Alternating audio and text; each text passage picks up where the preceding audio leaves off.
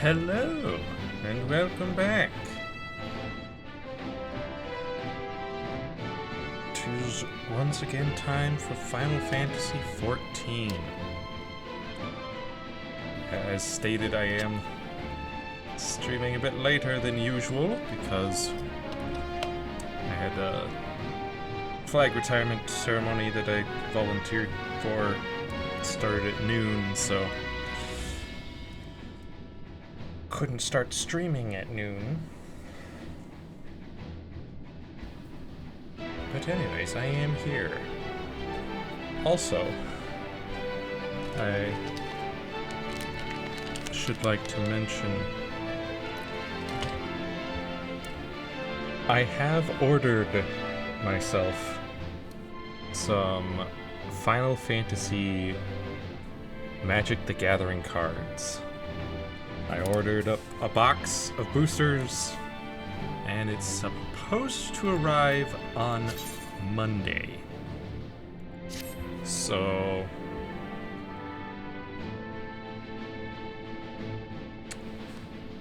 I'm thinking I do want to open them on stream. So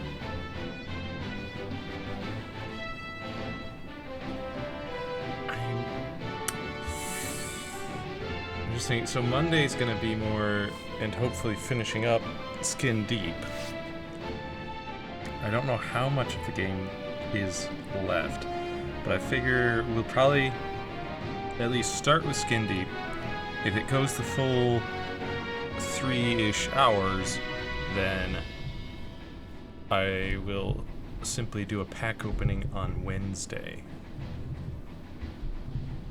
Though I may, if Skin Deep doesn't last very long, if it only lasts for 1.5, 2 hours, then I will open up at least a few packs.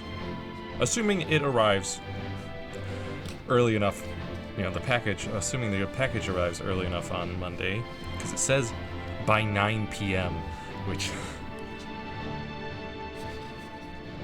yeah, so hopefully it arrives midday Monday, so that I'll be able to have it ready to go.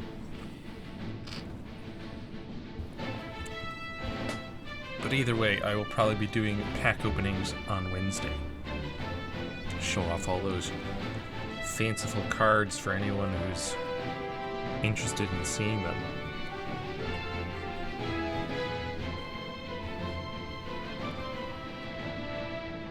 So yeah, that's coming up in the very near future. Final Fantasy cards. Well, Final Fantasy Magic the Gathering cards, because there are Final Fantasy trading cards. They have their own trading cards, and apparently they decided to do a deal with Wizards to make Magic the Gathering cards as well. Which, from what I've seen, look really nice.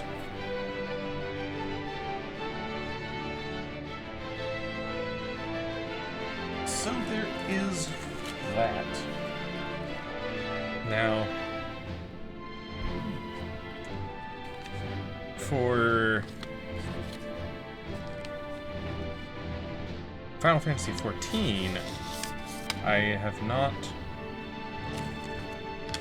once again not had much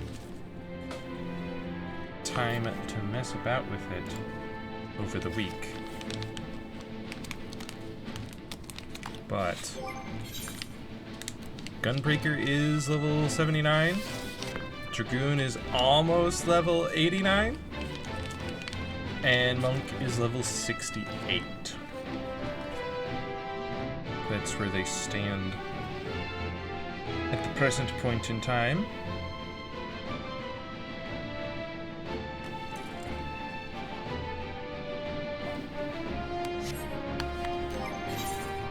So we're looking pretty good there.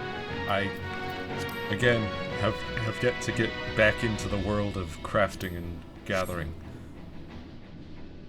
But last time we left off, we finished the, what were those, little 70 raids? those ones. Jump over here. Yeah. Level 70 raids, the Delta, Sigma, and Alpha scapes. Did those.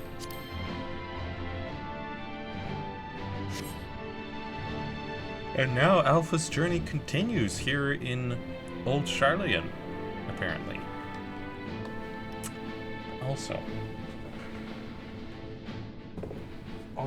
I have gotten my hands on a Nintendo Switch 2.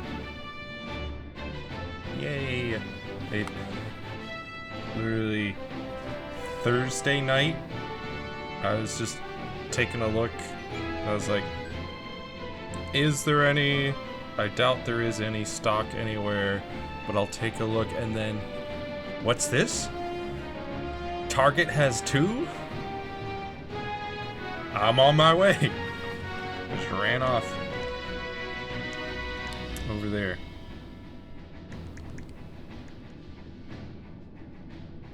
So, I've got my hands on one. I've got the Mario Kart World, which is difficult to see on the camera, but got that. The GameCube Classics, which only has 3 right now: Wind Waker, F-Zero, and Soul Calibur for the GameCube. Though I'm sure they will add more in the future. And of course there's the Nintendo Switch 2 edition of Tears of the Kingdom and Breath of the Wild. And I was able to transfer all of my save data and stuff from my Switch 1 to Switch 2. And I've transferred over a Metroid Prime Remastered. And that's looking pretty good. It is looking really gorgeous on the Switch 2.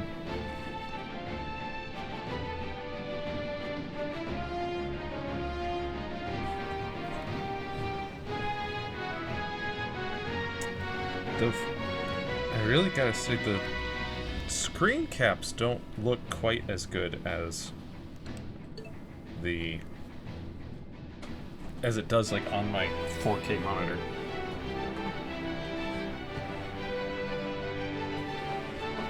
When actually playing the game. I mean, even on my 4K monitor, just looking at the screen cap photo album, it doesn't look as good as when I was actually playing the game, which is weird.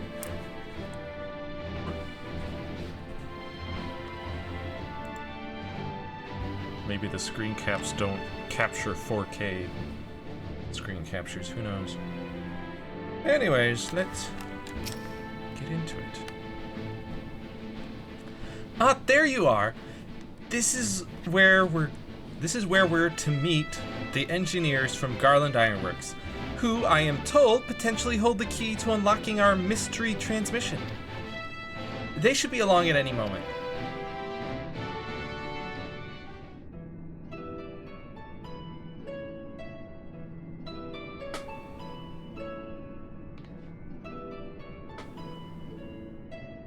Sorry we're late, says... Seriously, if it's from the Garland Ironworks, I'm pretty sure we would recognize their voice. Why is it question marks every single time? I hate this whenever Final Fantasy XIV does this. It's like, no, don't question mark. Especially when it's a known character. We would recognize their voice. Sorry we're late. We had some trouble finding the right... God, is that you, Genasio? See, I would have given him a Scottish accent if I knew it... Come on! Yes, the woman herself. I ran into her at the harbor and thought if anyone deserved to hear this message deciphered, it was Genasio Vasan. Well, yeah. No argument here, but bugger me. If you don't have a knack for being in the right place at the right time, This actually has more to do with you than you might think. So please, do stick around.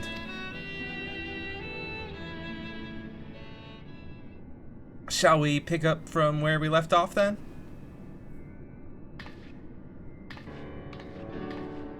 As I was saying, we think this transmission the Ragnarok intercepted is a message of some kind, albeit in a language entirely alien to our ears. Alien being the operative word here, considering we received the message out in the great expanse, its origin was likely some distant star.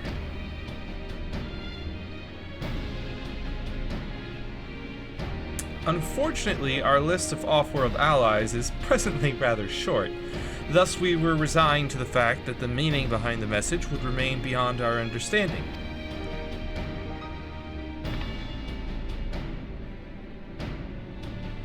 One of my colleagues, however, refused to give up. She remembered the Ironworks engineers who had been so helpful in the construction of the Ragnarok, and turned to them for insight into our seemingly impossible problem.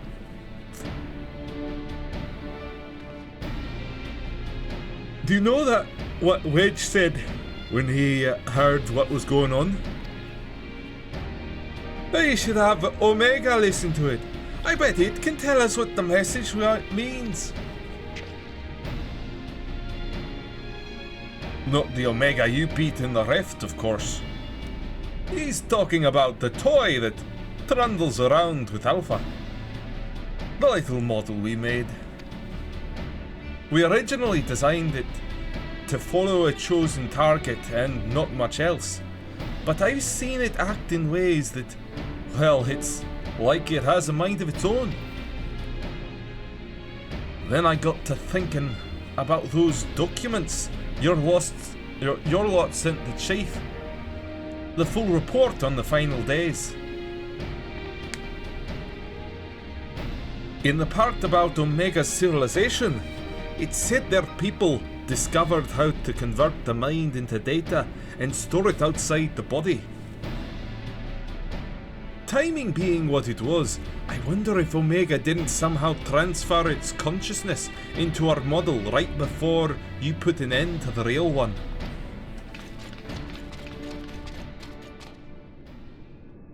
There's Alpha and little Omega.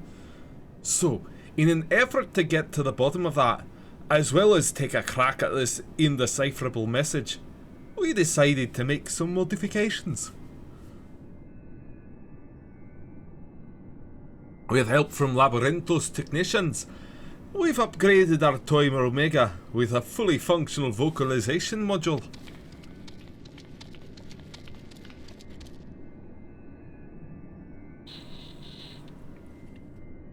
We played the transmission for Omega, and I think it's ready to share. Quack!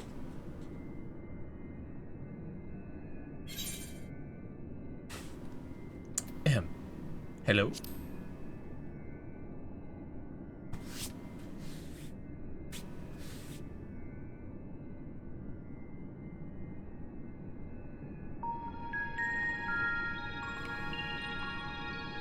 Hello. Your greeting is a standard method for initiating communication, but in this case, it was imperative that you first establish my true identity. Without confirming I am Omega, any subsequent interaction must allow for the probability that you are wasting time addressing a mere toy.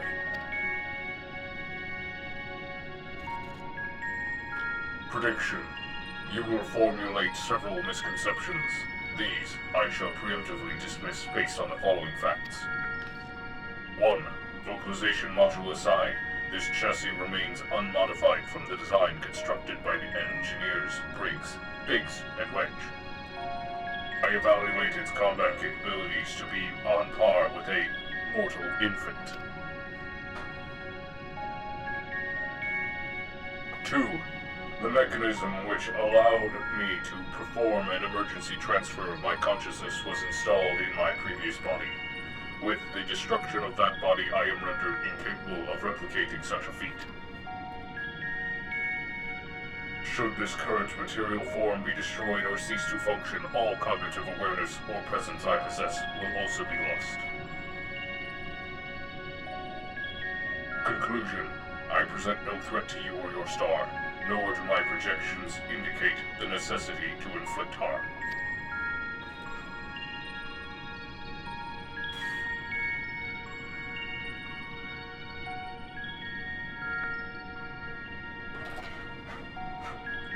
In the fraction of a moment before my annihilation in the rift, I re-examined my directives. If I am to fulfill my purpose as an evolving construct, then I must continue my journey for improvement for as long as I exist. I must acquire this heart of yours, this strength of soul.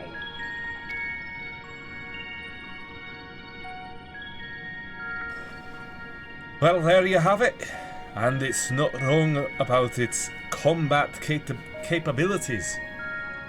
It'd be more likely to damage itself than the thing it was trying to attack.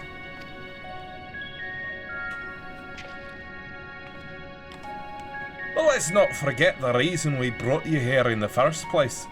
What about the transmission they played for you? Could you recognize the language? Affirmative.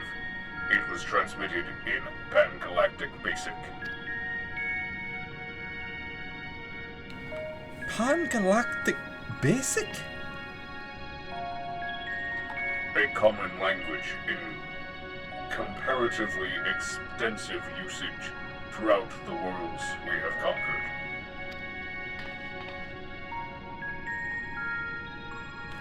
Which means you can finally tell us what the message said. That is a language you understand, yes? I understand it perfectly. I am fluent in over 6 million distinct dialectual codings.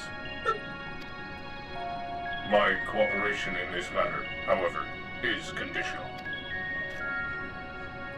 Elaboration. Your Chief Sid utilizes the floor as part of his unorthodox filing system, which allowed me to scan the report on the final days. I'm aware that my home star, the one you call Alphatron, was obliterated in the aftermath of Sir and Metion's meeting. The existence of Dynamis has not previously factored into my projections, but I now comprehend the concept in theory. What fails to compute is why the Omicrons were not immune to its effects. Dynamis should have no influence on a race which possesses no heart. And yet, Sir expressed to Metion a desire to cease existing. Illogical.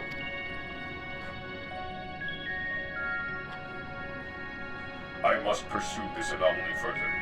Until the full equation becomes clear to me, I must analyze all the elements of the final days and deepen my understanding of the heart's intangible properties. To expedite this process, I require external interpretation of those sections of the report which continue to produce errors in my calculations. I request the assistance of Genasia Visan, as one who experienced the ravages of ultimate despair on multiple fronts, and displayed immeasurable heart in engineering my defeat. She is the optimal choice to fulfill this role.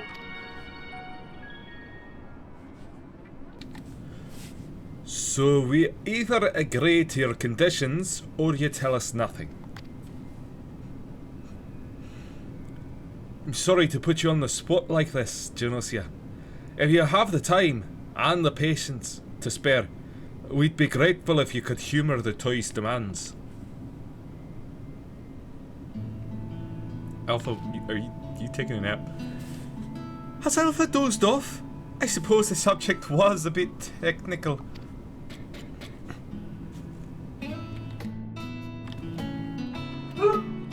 Rouse yourself, Alpha. You must listen to and consider these matters, even as I must.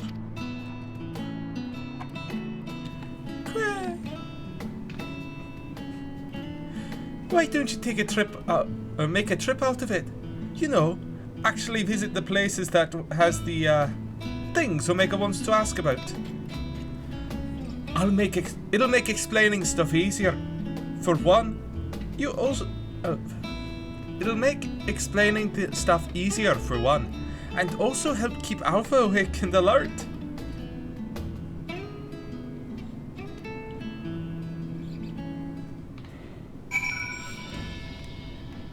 Yeah.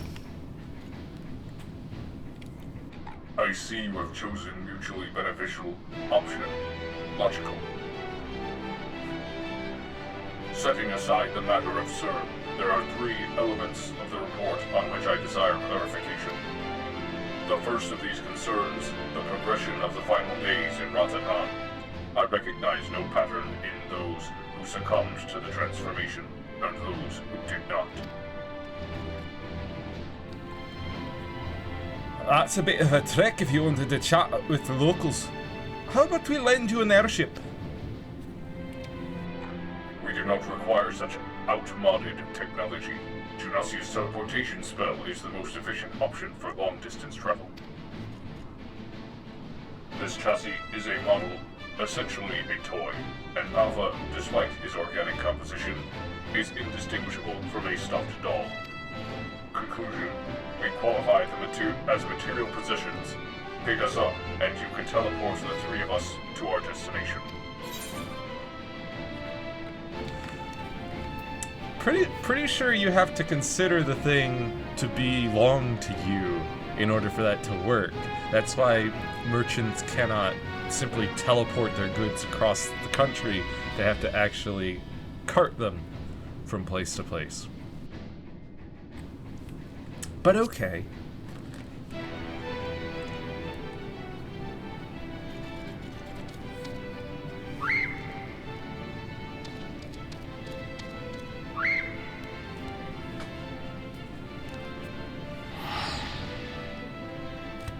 No, you gotta pick them up first. You gotta pick them up.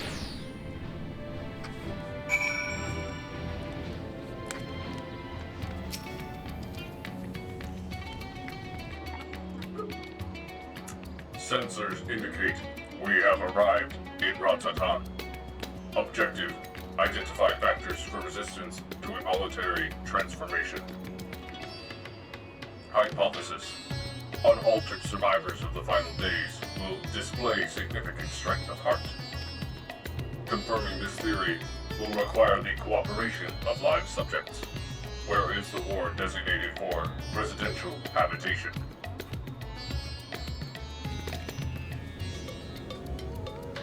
Understood. Kappa. Set as our sub-destination. Please, take the lead and select the subjects we are to interview. Omega and Alpha are now accompanying you. Keep them at your side. Run through the town. Anyway, how many... Ooh. Hold on, Alpha and Omega. I just gotta do a little light shopping real quick. What are we at? I need the second.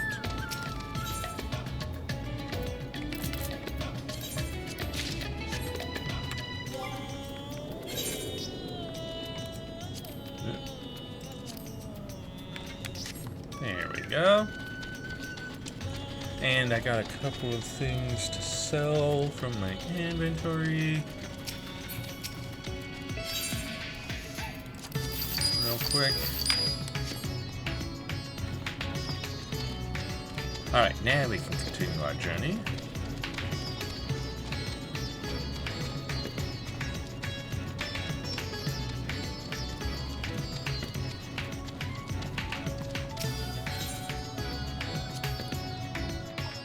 Warning. Please avoid stairs whenever possible. My projections indicate high risk probability for accidental slippage, leading to catastrophic structural damage. Stepped inclines also increase my energy consumption by 63%. In mortal terms, they tire me out. Taking into account the difference in individual limb length, the design is inherently flawed.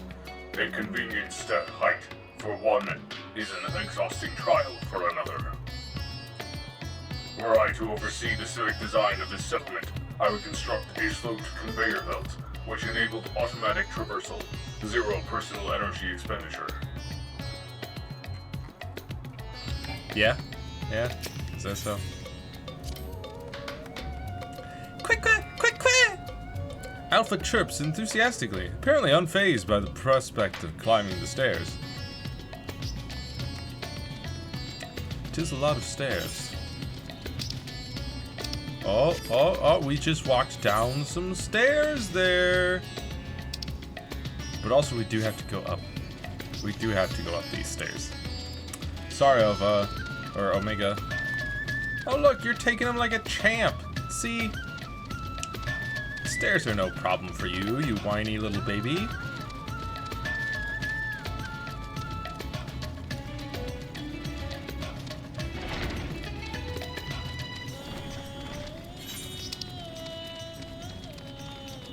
Gotta go to Kama.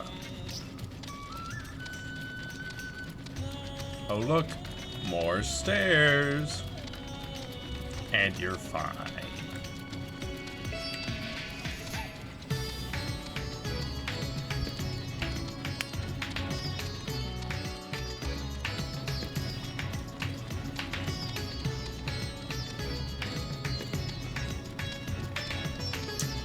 Melancholy man.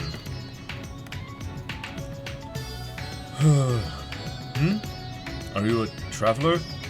Please, if you have a moment, I could use an outsider's perspective. You see, I was one of those who sought to escape the madness plaguing the world by fleeing to the moon. Not that we ever went, in the end. So here I am, recently returned from Charlian, except now things are strained between my sister and I, since she chose to stay and I chose to leave. I ask her to help me find work and she suggests I look somewhere that isn't Thavnair. As if I wanted to abandon my home. Ugh, it makes me so angry. Your point is unclear. You elected to relocate to the star satellite. Thus, Uralitin now perceives you in a negative light. Your sibling's judgment is in error. Based on the information made available to Hanish citizens, your decision to withdraw to the moon was both logical and correct. Conversely, the decision to remain in Razat-Han, despite the low probability of survival, defies explanation. Perhaps her reasoning pathways are faulty. That's right! I'm not quite sure what you're saying, but I'm right, aren't I? Or so I'd like to think. The problem is, I understand why my sister feels this way. I almost decided against going myself. Even then, I wasn't sure that leaving behind everything I loved was the right choice. But with the way it all turned out,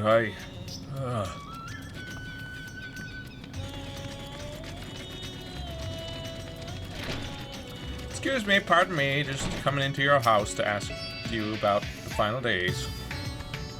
Oh, hello again! You're the one who came to ask me questions about Kalzal. I'm glad to see you looking well after all that unpleasantness.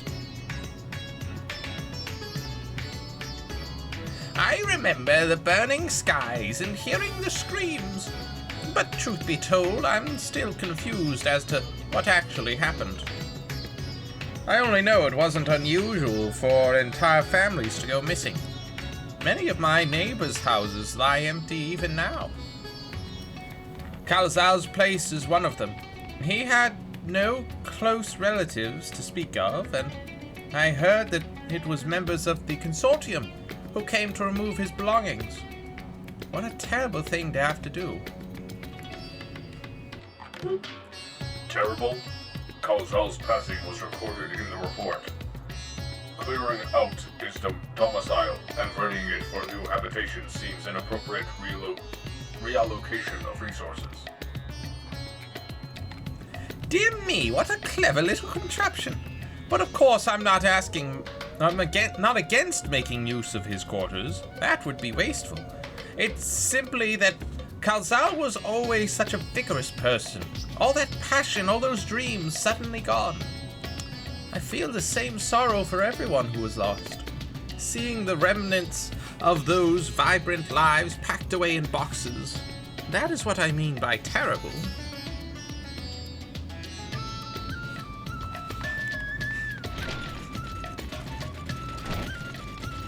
Yeah.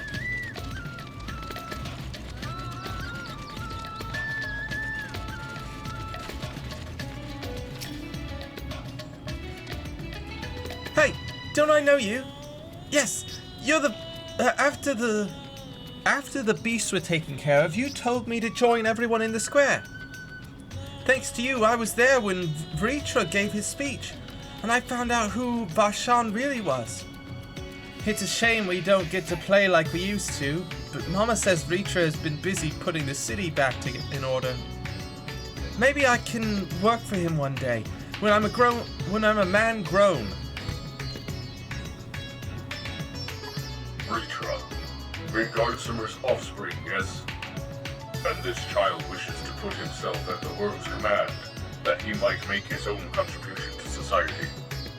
A pattern emerges. I predict that the Hanesh survivors are those who had ingested Vritra's blood and become his draconic minions.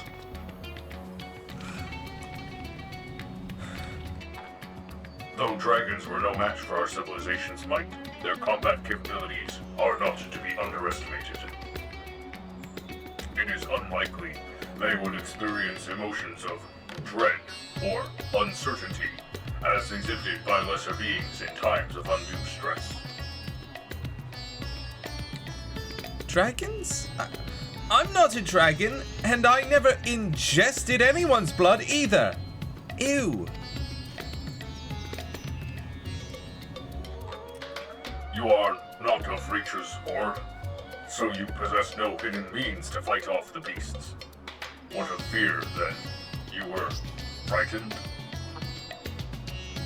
Yes, I was frightened. I just hid and hoped they wouldn't find me. At least until she told me it was safe to come out. Shanasya, I require a moment to process this input. Let us move apart and discuss our findings.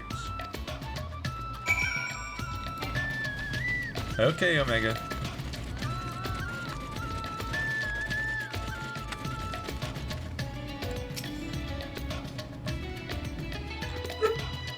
Processing data. Evaluating. Hypothesis against accumulated evidence. I offered an optimal analysis of each subject's testimony, yet each time their responses conflicted with my assessment. Without identifying the root cause of this conflict, I will be unable to properly define what constitutes strength of heart.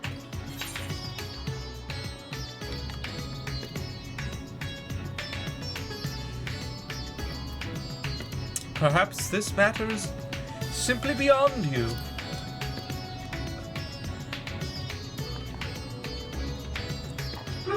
Your response implies an absolute understanding of the answer I seek.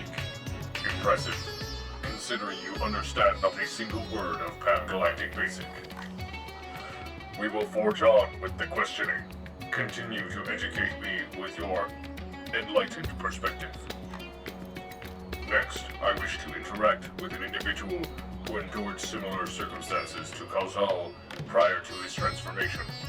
Are you acquainted with any local merchants who had dealings with him?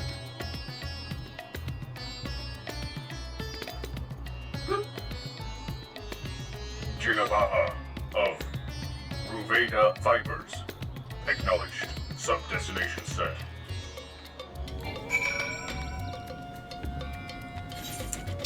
Cellular to Omega. Looks like we can Ethernet travel there.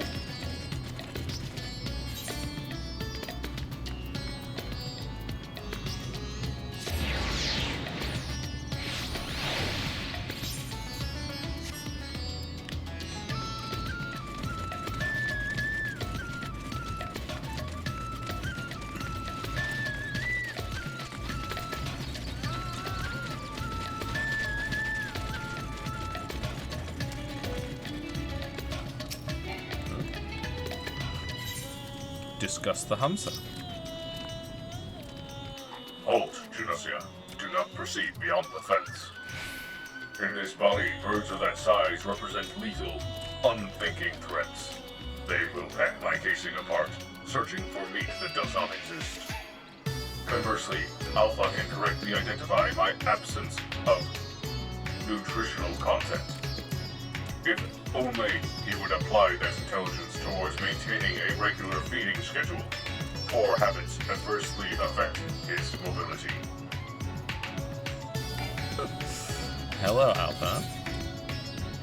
That glance upwards. Alpha looks back and forth between Omega and the Hamsa, showing visible concern. Don't worry. We're going over here.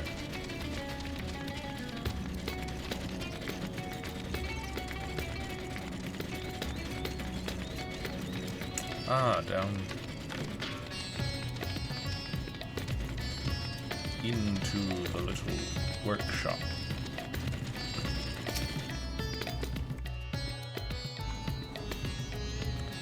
Well, look who it is. I must thank you again for your help in moving our textiles. Recovering from those tragic events has been difficult, of course, but with everyone pulling together, we've managed to get things back up and running. Jubaha. I come with questions related to that tragedy, specifically your survival of the final days. Although you are similar to Khazal in many respects, he succumbed to the transformation and you did not. Why? What is the critical difference between you and him?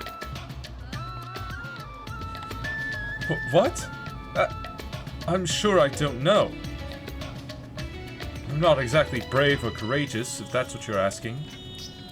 Perhaps being focused on protecting our workshops kept me from spinning into a panic? Still, I imagine Khazal would have been feeling that same sense of responsibility. Perhaps the weight of it all is what invited his demise. You were of the same mind, resolved to the same purpose. Yet your strength of heart, of spirit, was not equal. If merely emulating the individual is insufficient, then some other unseen factor must be involved. Not to interrupt these deep philosophical musings, but do you think I could ask you a small favor? There's a man by the name of Nashvan who's been helping us out here while he gets back on his feet. I have a feeling he'd benefit from speaking with you. Leave by the eastern exit, and you should find him just outside, organizing some new inventory items.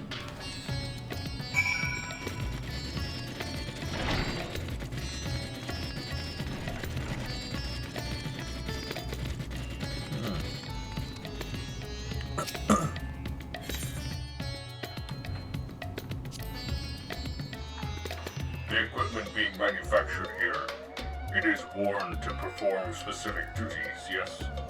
Conceptually, it seems analogous to our practice of switching frames to better serve our mission objectives. I, for example, did not begin existence with the Omega model. I was originally supplied with a standard issue Omicron chassis, serial number N-017. On this world, that alphanumeric combination would be considered my given name. Such designations are drawn from our nearly infinite register of celestial bodies to avoid the possibility of duplication. Furthermore, the cluster known as M-017 is better expressed in your language as the Omega Nebula, the same word I use to introduce myself to your kind.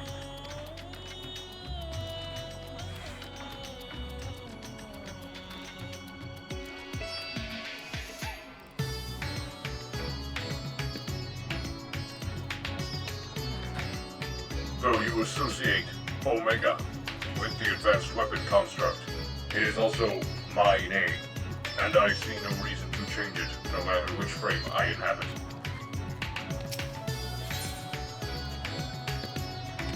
The Thavnirian me. Quick! Alpha puffs out his chest proudly, seeming to imply that his Ironworks uniform is the best attire anyone could wear. Oh, Alpha.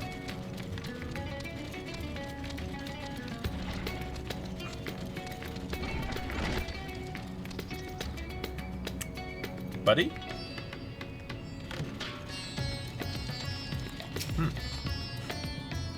Nashvan.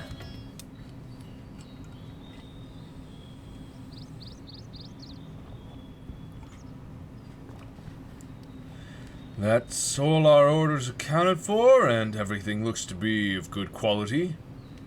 Kamala will be pleased.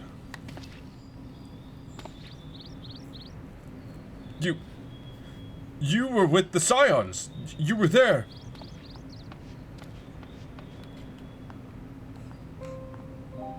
Yes, I'm sure of it. I'll never forget that day. You and your friends helped us escape when people began changing into beasts. My own son, he was afflicted. Then that huge monstrosity loomed right over him, and I remember my heart turning to ice, freezing in place. The satrap came to my aid, but then he, too, was gone.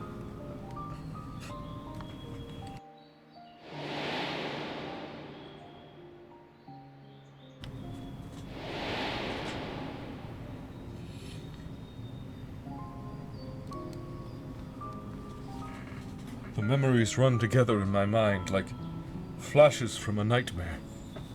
Only the words of your comrades still ring clear.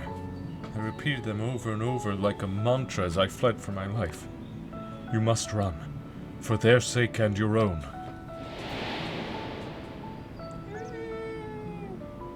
So bright. It all seems so surreal. Which was probably what saved me from the transformation. The truth of it didn't begin to sink in until the worst of it was over. I have not the words to describe how I felt then. The sorrow, the overwhelming sense of helplessness. I may still be wallowing in misery if not for my old friend, Jinbaha. I'd lost my will to work, and he encouraged me with kind words and odd jobs. Now, somehow, I live again. I am thankful to him, to the courageous Ahuan, and to you. If you see your comrades, please let them know their efforts were not in vain. Smile. You said you lost your will to work. This signifies a cessation of efforts to maintain basic life functions, yes? What changed to extract you from that stagnation? An offer to work from Jinbaha should mean little to one without the desire to accept it. Was it some manner of mortal instinct? A primal need to survive and thrive? Instinct? No. It wasn't that. If anything, my instincts were telling me to lay down and welcome an end to the pain. Every day I think of my boy's final moments. I think of how scared he must have been, how it must have hurt, and I want to scream my throat raw. The satrap, too, still haunts my dreams. I see him being swallowed whole and jolt awake in a cold sweat.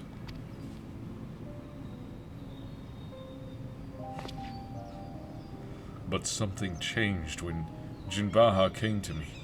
I looked up and saw that, even without my son or Ahuan, the world around me continued to turn.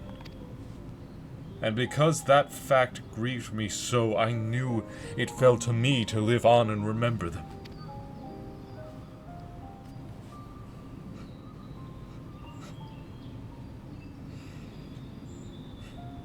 strange, isn't it? What drives me to rise in the morning is the very sorrow which once crippled me.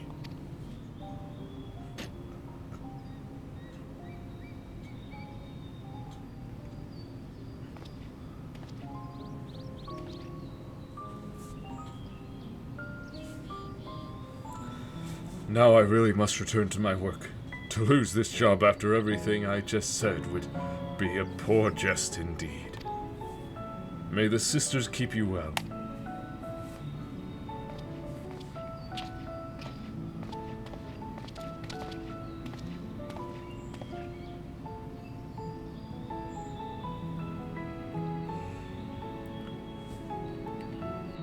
Sorrow, the emotion generated by mortals when their ideals fail to materialize.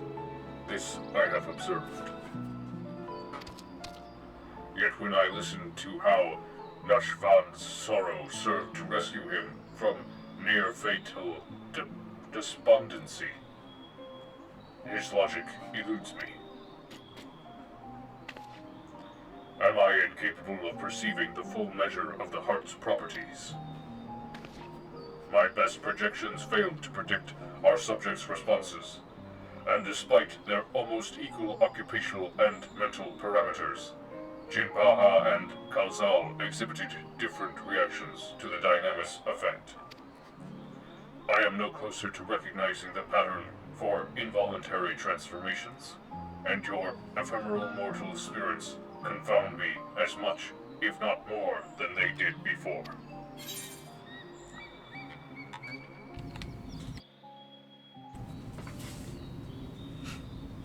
Have you considered that there is no pattern to the people afflicted?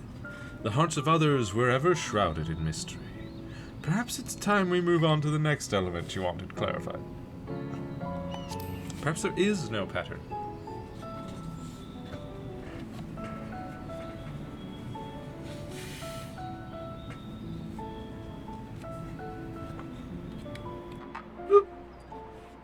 No pattern? You imply that the transformation was not contingent on individual fortitude, but rather on a random contribution of environmental factors. Such a theory would explain the otherwise conflicting data. Very well. I shall accept this as a provisional conclusion. To this part of my investigation. I do, however, expect you to continue supplementing my education of heart-related matters.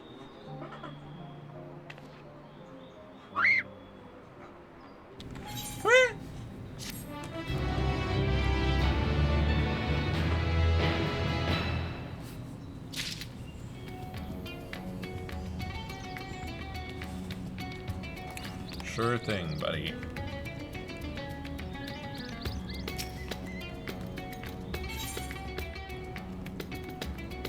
Omega has selected a new destination and a mystery gift for me.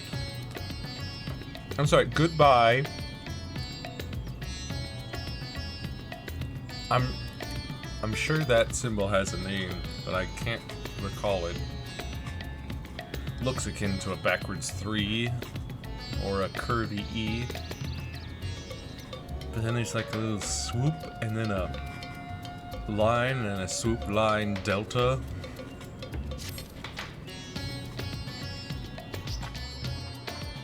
Our destination will be Camp Broken Glass.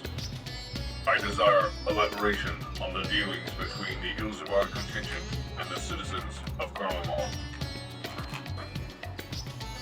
The report described the contingent's purpose as the salvation of the local populace.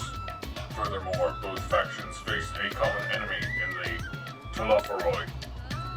Why did they not immediately combine forces to their mutual benefit? This inconsistency requires closer examination. Trinacia, initiate teleportation.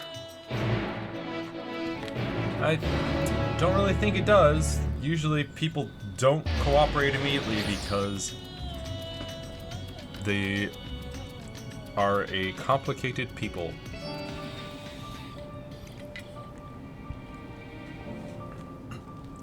There is such a thing as mistrust. Teleportation successful. Evaluating immediate environs. A cold weather region by Aetheris standards, but significantly less extreme than a star with ice planet classification. This body should not be unduly impeded. In contrast to Alpha and his uncontrollable shivering, my frame appears highly resistant to low temperatures. Retrieving data records indicate that remnants of the contingent force and a number of Imperial citizens yet inhabit this location. We must speak with representatives from both factions and explore their respective attitudes. Proceed. Yes, they're accompanying me, I know.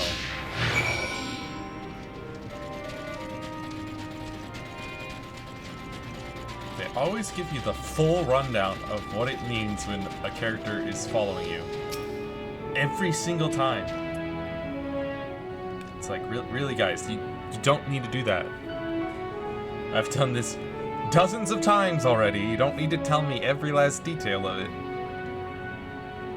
Chinasia, come to see how things are progressing, have you?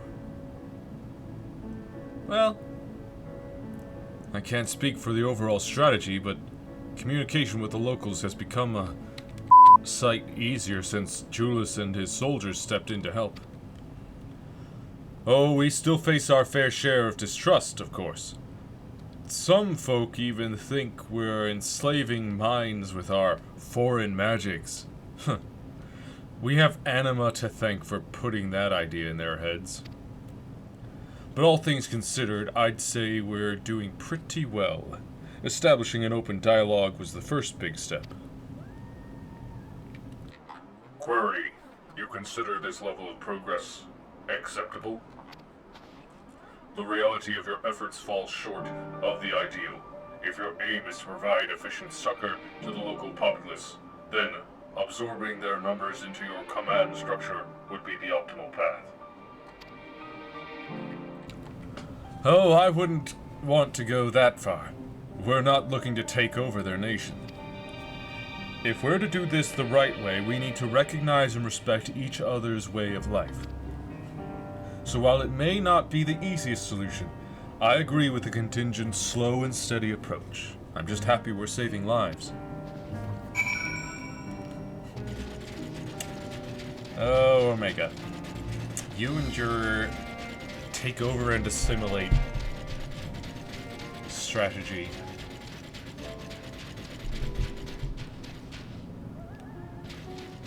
Must be inside. If I can even... No, they're just on the other end. A shadow from the past? Yes, I know you from Victor's spoils. Have you come to laugh at me? A wretch who chose to lose Licinia and her sister rather than accept your help? The fool who ended up reliant upon your charity nonetheless? Well, perhaps I deserve your derision. My compatriots certainly scorn my failed conviction. I've shamed my people and brought dishonor upon my nation. I'm no better than a kept beast, my pride sold for a bowl of feed. But my soul, nay, that you shall not have. I've refused your honeyed offers of a new home. This land is where I belong, and this is where I shall remain. You demonstrate opposition to the contingent's overtures. On what basis do you refuse this cooperation? The data suggests the local populace is struggling to produce the bare minimum of sustenance. Have you some secret strategy for survival? Or do your orders compel you to accept your present misfortune? What? Must I be mocked by a Magitech toy now? No, I have no secret strategy, no binding orders. I but comport myself as any true Garlean patriot would. Uncompromising, unbending. Blast it all. Once again, this input is unanticipated. let us move aside and process what we have heard.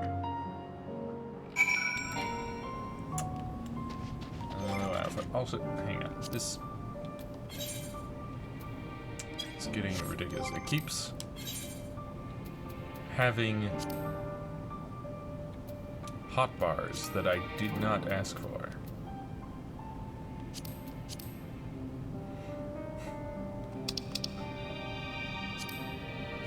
Just so that I can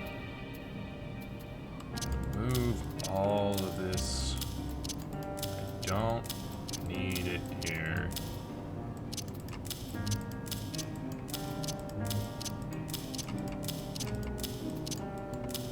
Is there a... Yeah. Strange. I would expect a Control 1 to be the thing, but oh well.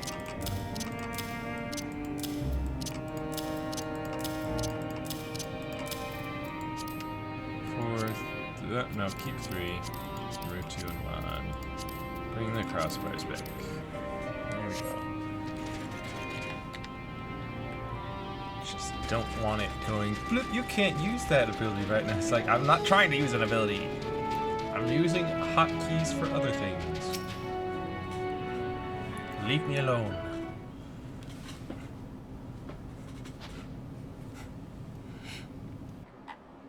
Accessing and analyzing recorded data. Integration complete. I have evaluated this most recent input and made comparisons to our discoveries in Radzatan. Consistent only in their inconsistency, the responses from both contingent members and Imperial citizen were highly irrational. Conversely, any Omicron considering their predicaments would have echoed my assessment exactly.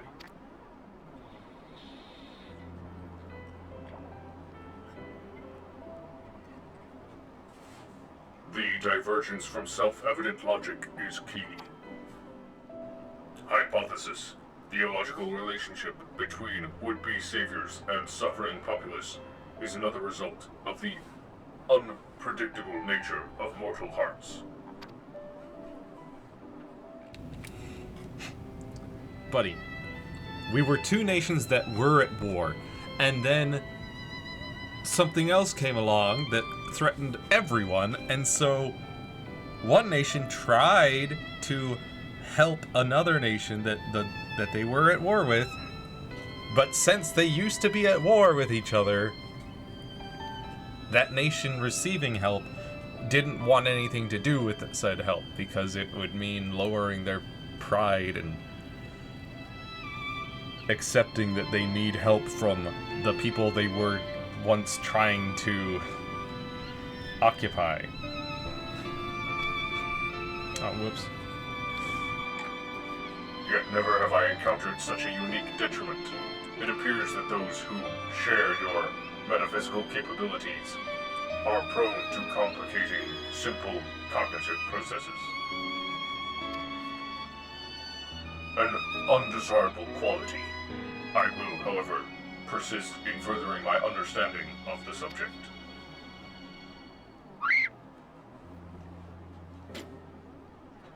Query. Prior to formulating our next step, I wish to know, who is this Lucinia, the Imperial mentioned?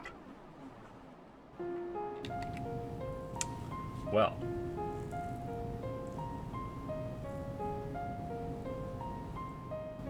guess I'll tell you all about her.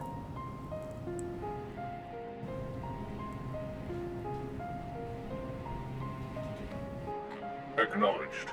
To summarize, insufficient data on foreign culture resulted in inadvisable and ultimately fatal action.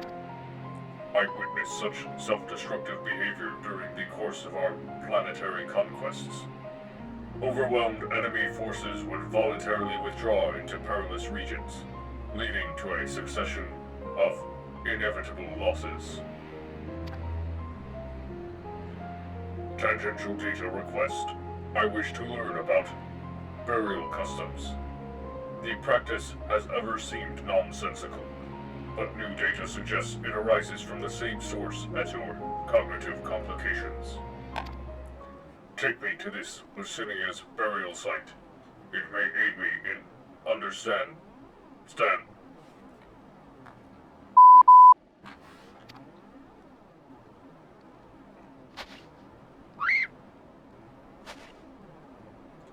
Energy delivery systems compromised. Core temperature critically low. Warning! Immediate heating required. Request. Apply friction to outer frame.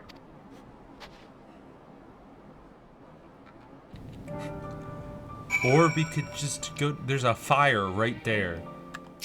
I could just pick you up and move you over. Like it's right there. It's right there. Just take him over there. He'll heat up right away. Temperature nominal. Energy levels stabilizing. The creators of this model must have experienced impaired cognitive reasoning during the design process. Upon our return, I will request additional climate shielding, as well as an accurate temperature sensor array.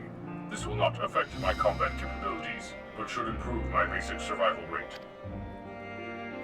Reconfirming sub-destination. In which direction will we find Victor's spoils?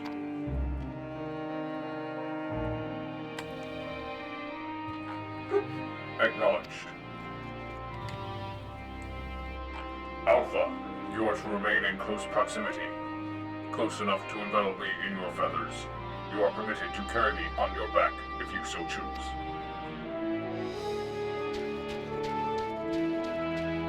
And off they run. Seriously, I could have just taken him over to this fire right here. Right. We didn't need to like rub his chassis to create friction heat. Especially since that would likely hurt my hands. So, way over there. Ba-dum. Ba-dum-bum.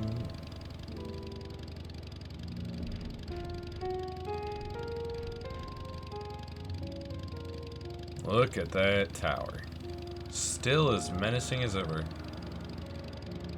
And very spiky.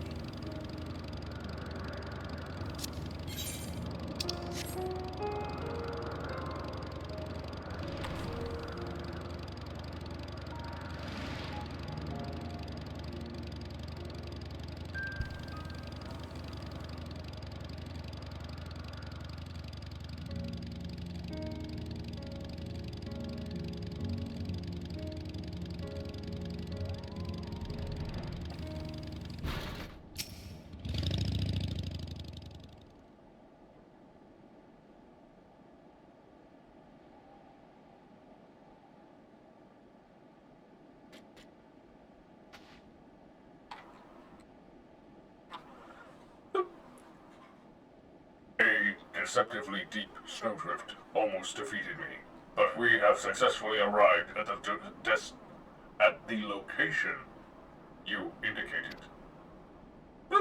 Caution advised.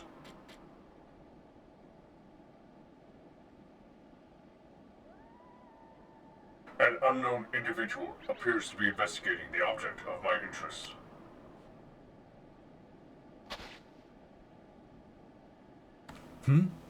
You're Eorzea's champion, aren't you? Genosio Vasan. Yeah. I'm something of a champion.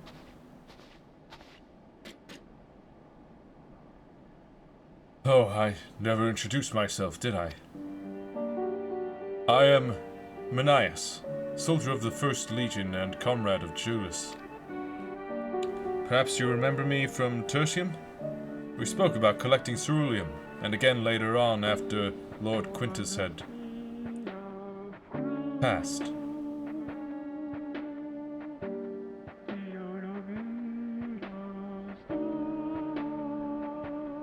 Music? With a form of vocals?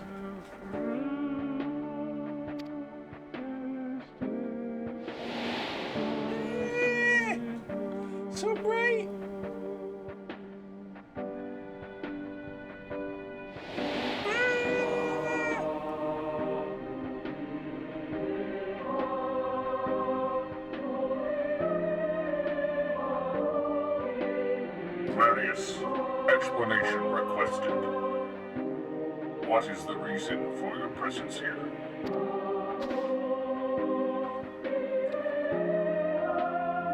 That must be the tiniest Magitech weapon no, it's just an oddly shaped communicator, isn't it? In any case, I have nothing worthy to report. I heard that the sisters who used to live in my sector were buried here, so I thought I'd come and pay my respects.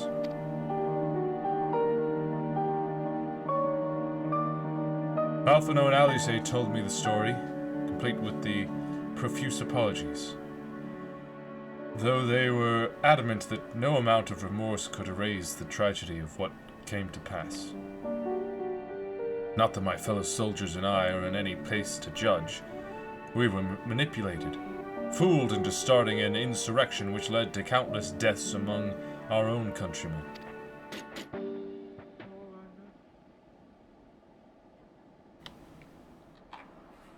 Objection. The casualties incurred through your infighting are distinct from those caused by the Ilzavar contingent. To restate, you are justified in seeking restitution from the contingent for causing the deaths of Lucinia and her sister. Retaliation for damages sustained is also a logical progression.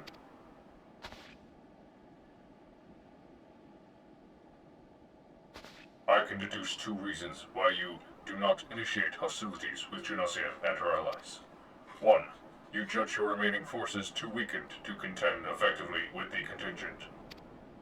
2. Your emotions are complicating the issue.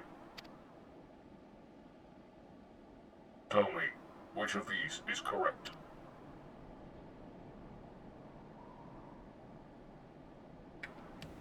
Well, when you lay it out like that, I'm afraid my answer isn't like to win me any medals, so would you mind keeping this to yourselves?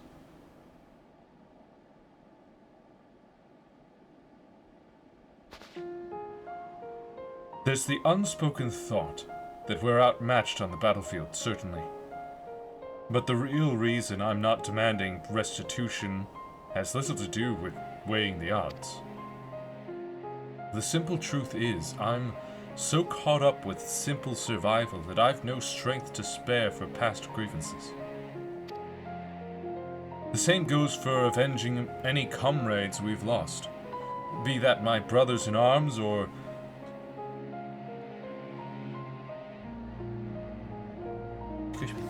Lord Quintus himself.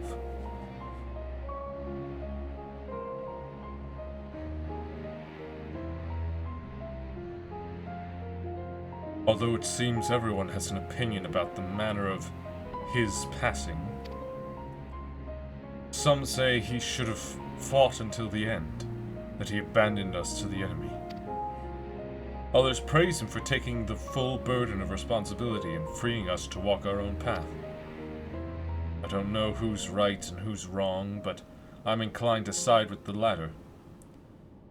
He gave us the choice of freedom, and that's the choice I made. I could cry and rant and rage, but what would be the point?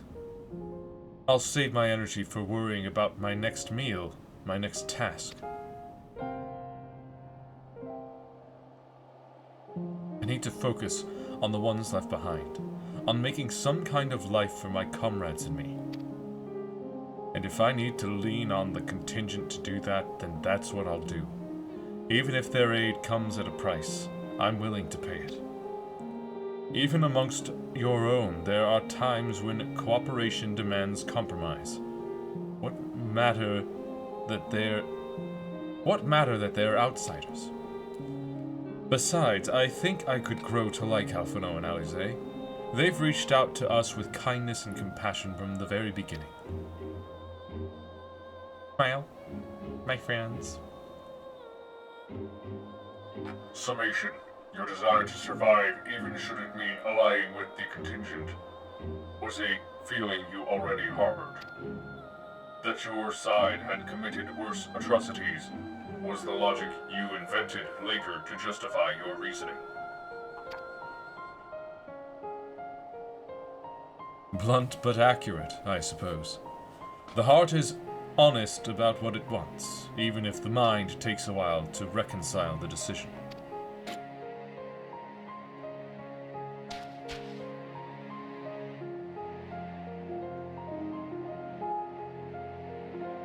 Well, this has been oddly cathartic. But I must return to my duties. There are wild beasts to cull, watch fires to light, supplies to transport. Even without an emperor, there's no rest for an imperial. Be well and stay safe.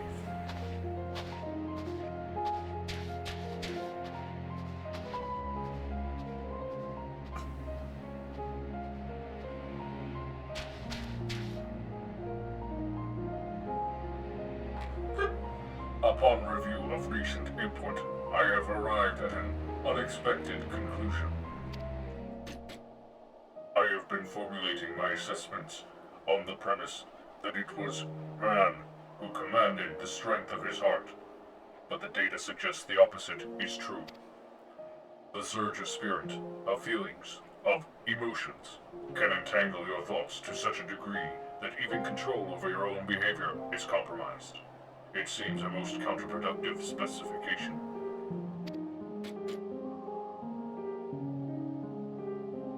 This also explains why my interactions with mortal subjects have produced more confusion than clarification. It presents a formidable barrier to understanding.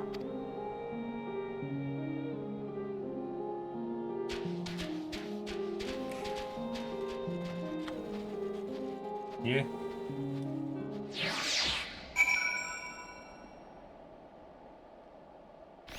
Oftentimes, people's hearts move them to action rather than them moving their heart to care.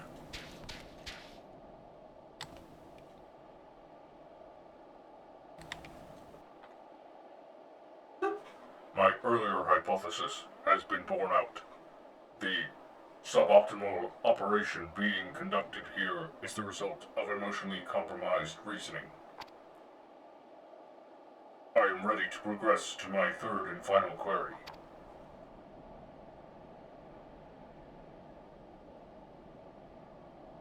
I would learn more about those referred to as Ancients. It is clear that this group was a crucial factor of the final days, but the information contained in the report was insufficient to form an overview. The Loporrits are creations of the Ancients, and are said to maintain repositories of their knowledge. By my calculations, the base of these moon dwellers will provide the best source of additional data. Teleport us to their burrow, Genossia, preferably before my battery freezes over. And off we go to the moon! Hey, Alpha. Having a look at how big this place is?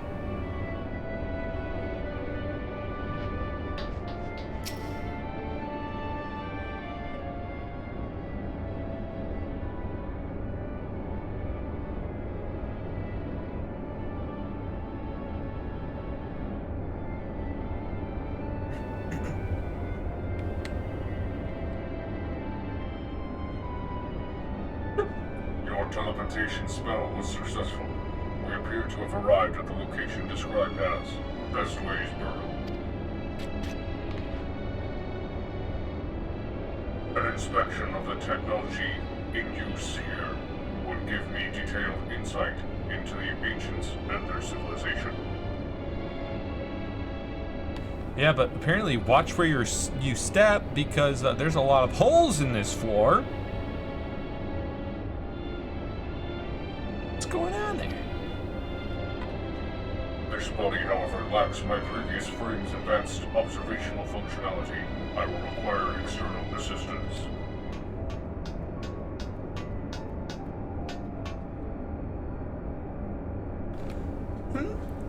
No, it can't be. Oh, it is you! Oh, Genossia, I've missed you so! What's this you've brought with you? This soft, feathery vision! We've been outfluffed! Pack up the moon, it's all over! Why bother with burrow-building bunnies when you could walk around with this adorable avian engineer? Just bake me into a pie and be done with it! Growing way. Inspect our inventions? Wait, so you're not done with us? Ha! I wasn't truly worried, of course, and I certainly wasn't about to roll myself in tow and dive into Cooking Way's new oven. If a technical breakdown is what you need, then I am your lubberette. As the resident atmospheric regulation expert, I can field any questions or query you might care to pose. Acceptable. I will employ this being to guide me around the facilities. Your presence is not mandatory. Even locked within my current chassis, I am still an autonomous construct that has endured hundreds of your life cycles. I am capable of completing this simple objective alone. If you say so.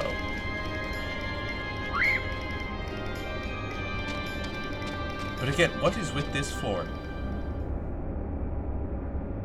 Like, you could see that where my character was standing, that is not a safe way to stand there.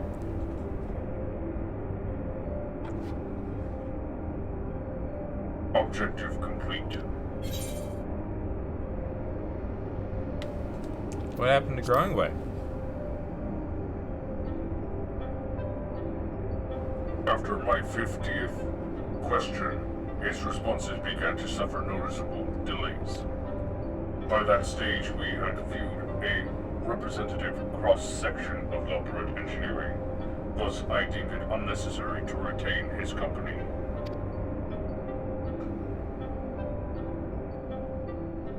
Conclusion. Extrapolating from the fraction of technology on display, the full spectrum of the ancients' advancements was, at minimum, equivalent to a level 4 civilization, a fact which demands further investigation. Despite establishing a near-ideal society, these beings nevertheless harbored a weakness which invited self-destruction. In studying them, I stand to gain a greater understanding of Sir's anomalous decision.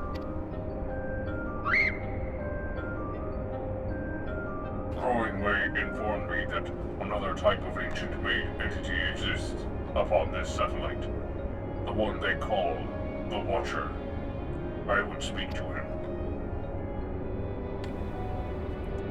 Yeah, sure. I'll lead the way then.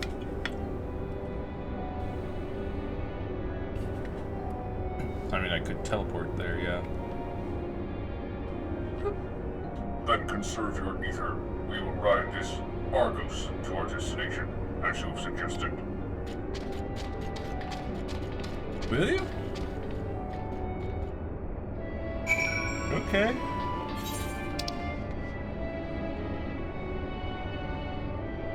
What is this? A way to make a living. Just another quest here on the moon. Have to keep that in mind. Also, somehow it. Hold up. I've got to fix that.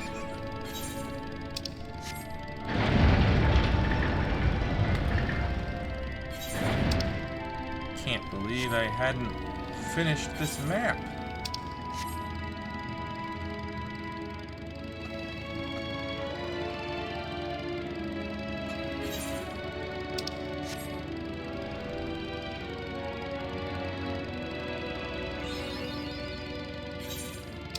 There we go.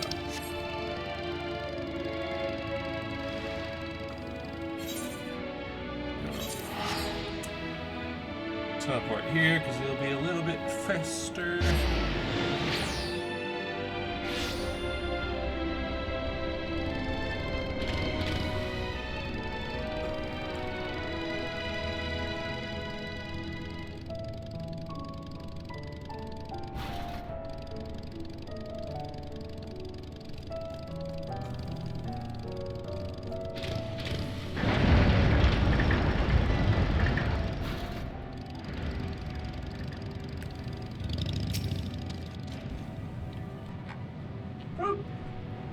Impedance detected.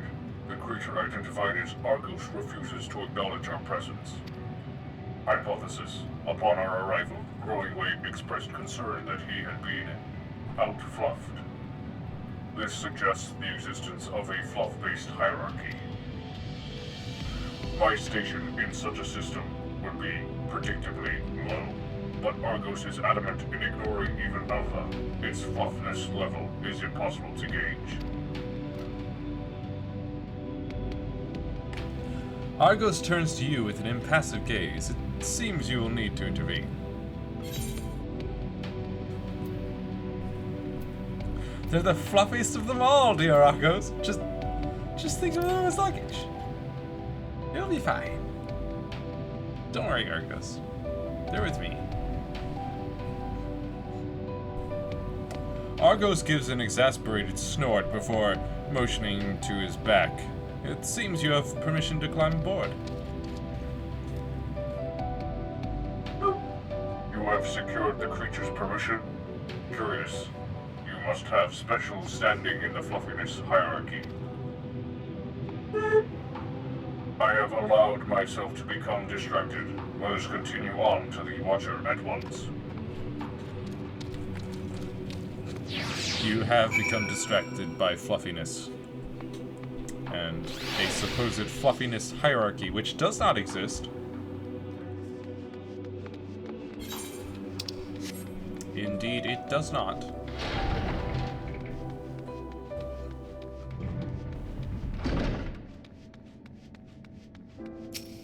This pillar is a merchant and mender? Okay.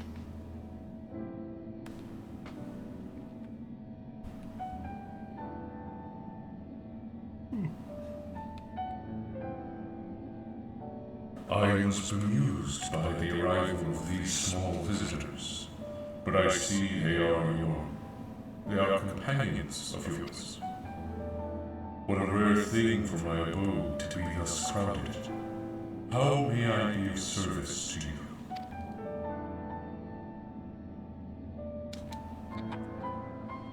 Hello, Watcher. My purpose here is to learn more about the Ancients.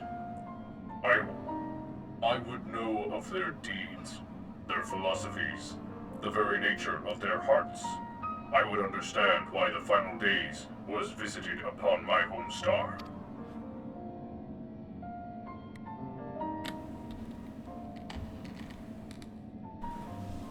A worthy endeavor, but there is another better suited to assisting you with that task. Perhaps you might favor us with a tale or two of the ancients you met during your travels, Genasi. My fragmented memories would be a pale substitute, indeed, for the clarity of your more recent experiences. Well...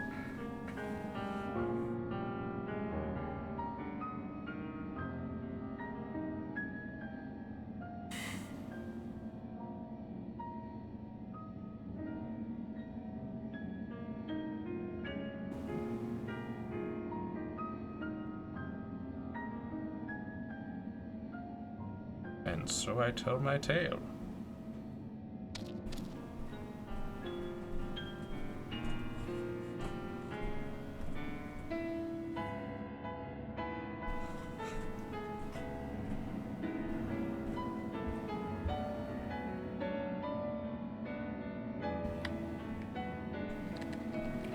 Yes, I can envision every detail.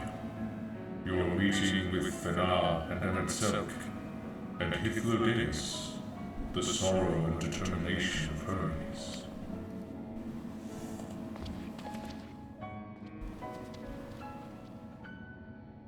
I am creation of Hydaelyn, and as such, I believe the age of the ancients would fade and be forgotten. Yet knowing that their memory lives so vividly within you, it brings me great joy. I pray you keep them close to your heart.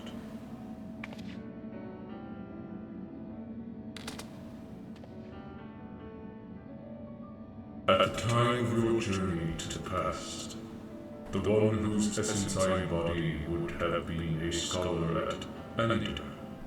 A shame. Had you reason to go there, perhaps you might have met.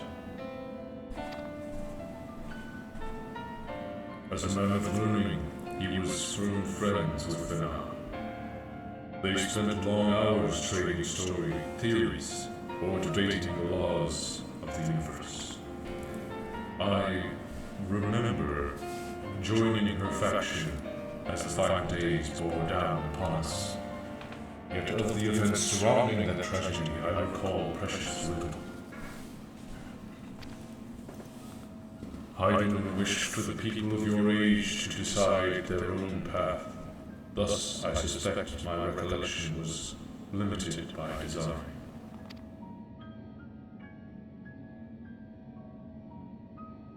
Yet even she could not cut away from one persistent memory.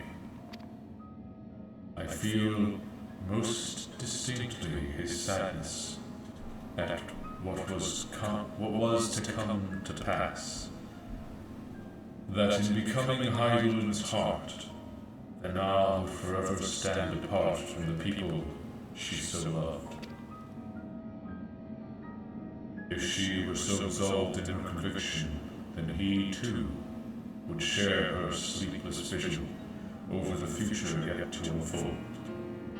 Thus was the vow he made to Vena as her transformation took hold. His fervent wish must have reached her in some fashion. Although his life was drained away by the sunbeam, he was reborn with new form and new purpose when I awoke as the Watcher of the Moon.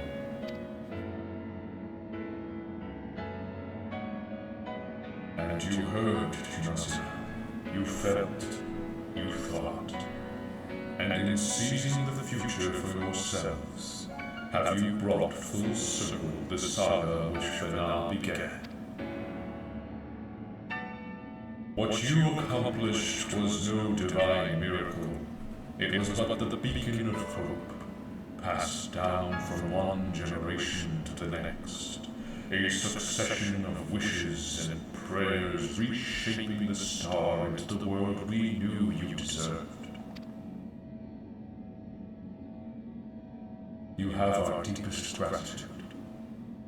I thank you not only as myself, but as the man I once was, and on behalf of those who devoted themselves to Vena's vision.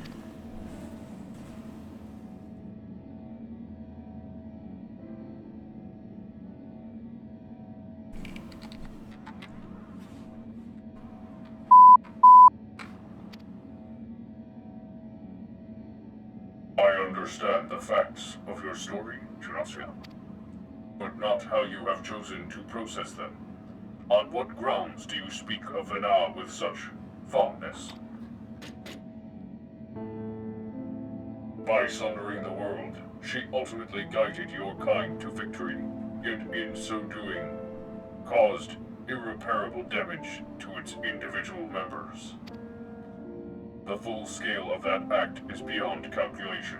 It is evident, however, that it resulted in a protracted period of suboptimal existence for Emet-Selch and his brethren.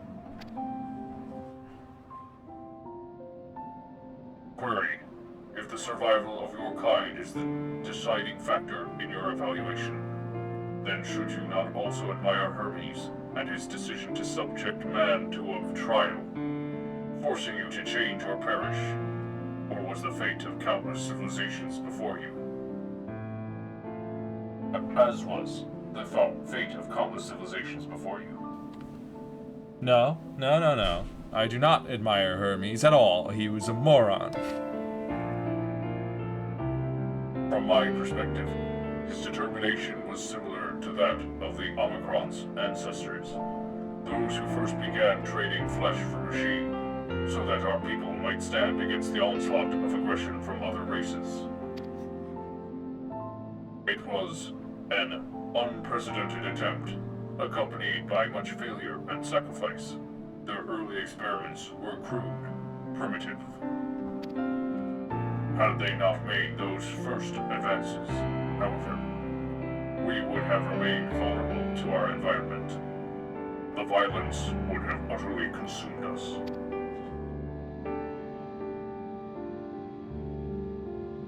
And what of Emmett Silk himself? Judging by your retelling, he was a benevolent ally saddled with tragic fate. Yet I remember the years when my instruments fed me data from events across the entire star. During that time, I witnessed his Ascians engineer multiple instances of cataclysmic strife.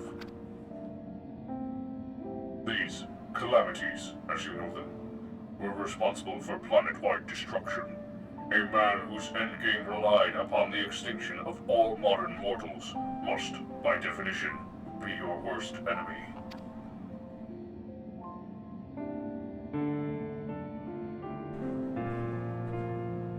I require an answer. As a being of heart and soul, how do you classify each of these pivotal figures? From your perspective, which of them was most justified in their actions?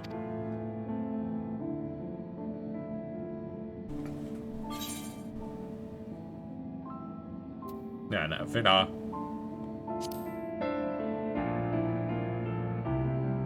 Would be the most.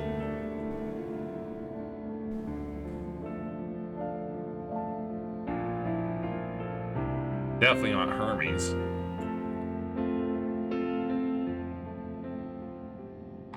I think I understand.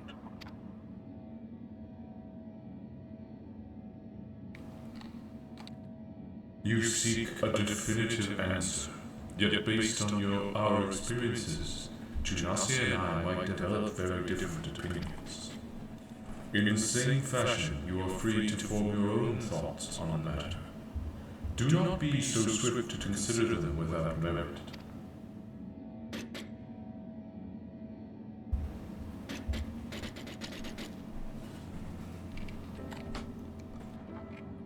I do not have my own thoughts on the matter.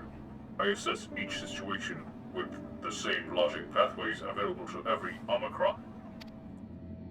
Even if 1,000 Omicrons were asked to analyze the same event, they would all return the same result, regardless of individual experience.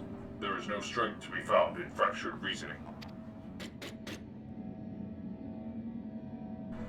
Nonetheless, I find your input valuable, recording data alongside interview results. This concludes my investigation into the incomplete elements of the final day's report. I will reanalyze the accumulated information and examine the factors which led to Sir's incomprehensible decision. Let us return to Pharmacy. Quack!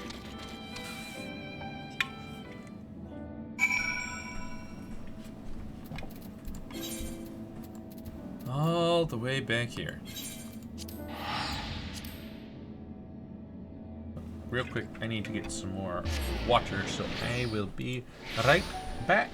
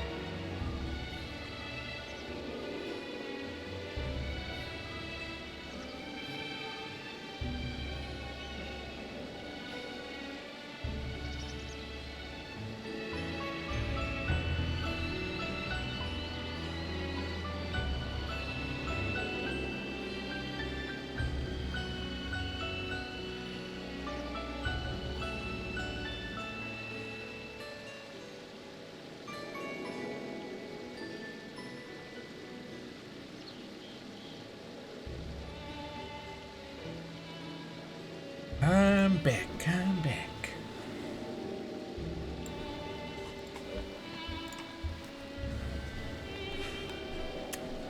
Why does it teleport me right into a fountain? Getting my feet all wet.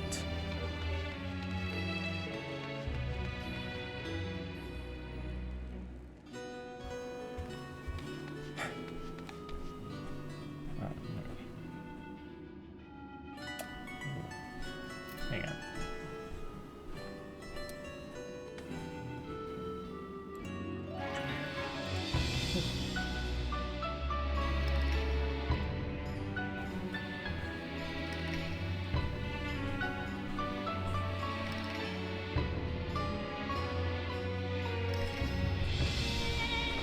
There we go. Alright, to the lift operator.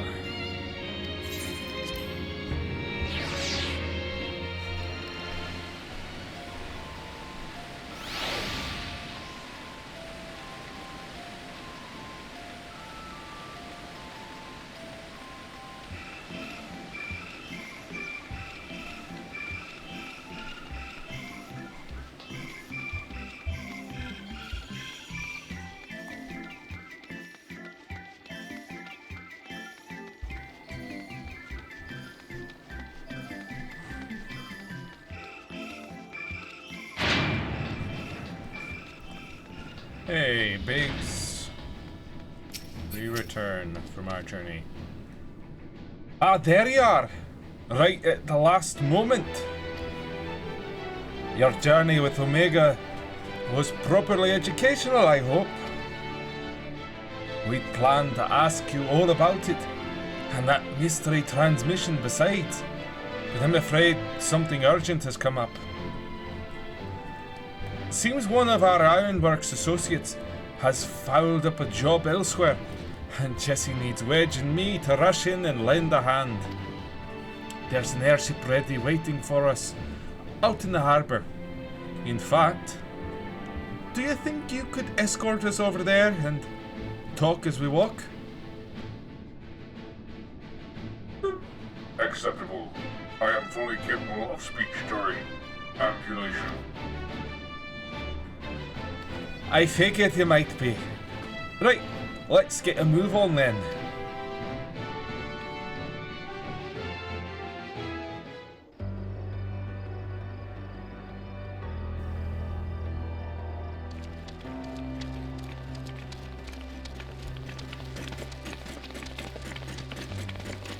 So, you cleared up all those points of confusion then?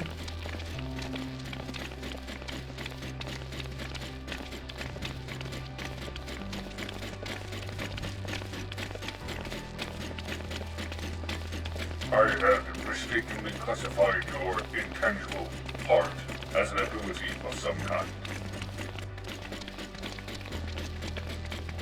An uncanny power that Omicrons could neither learn nor even measure. Even now, its full nature yet eludes my comprehension.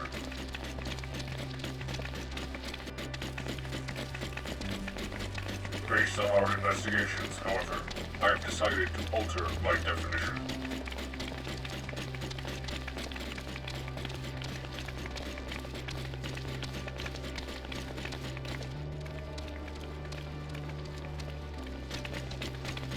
A phenomenon which influences one's interpretation of reality.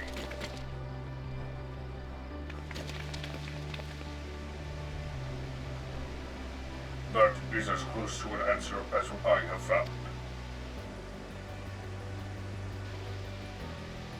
Accordingly, Sir's actions upon meeting Meteons strongly indicate the presence of a heart.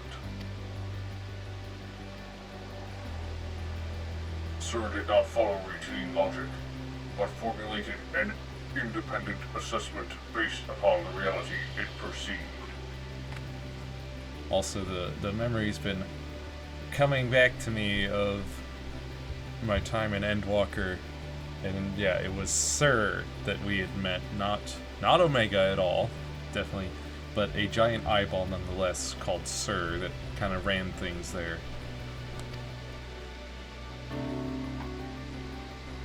It felt that the best recourse for the Omicrons was to cease their expansion and terminate all functions.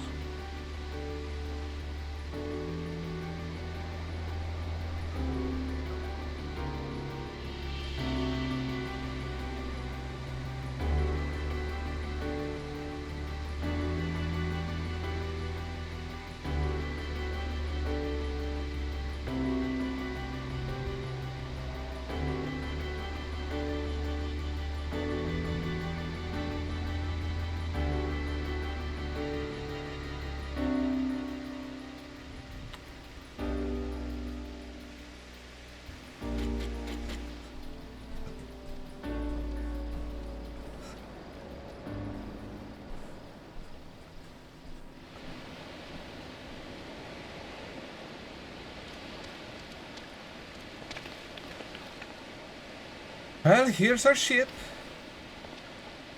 Aye. We need to be going, but first, I'll hold you to your bargain, Omega. It's time you told us what was in the transmission from the flight logs. Acknowledged. I will uphold the terms of our agreement. The recording salvaged from the Ragnarok was a simple one. The message is so basic, in fact, that the time spent listening to it may result in a net loss of value. Shall I continue? Now you're just teasing. Tell us the message already.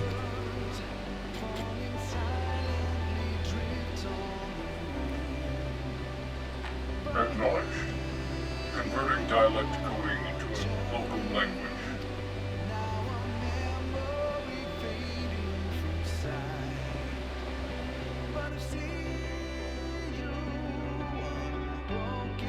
To whomever receives this message out there in the vast reaches of the cosmos. To someone, I hope, who looks up at the stars with the same wistful gaze as mine.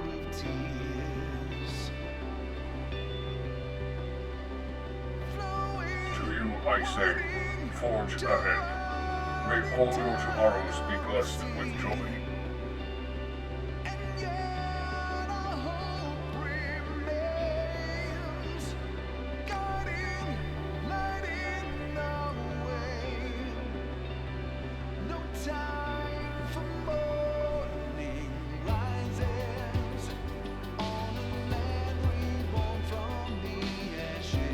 That is a very odd message to send out into the universe. Like telling someone, forge ahead. Forge ahead from what? You don't know me. This message had no designated recipient. It lacks purpose. The concept of joy is overly abstract. The vocal supplication to manifest said joy is unrealistic in its optimism. Yet based upon their expressions, my assessment of the transmission's value conflicts with its apparent impact.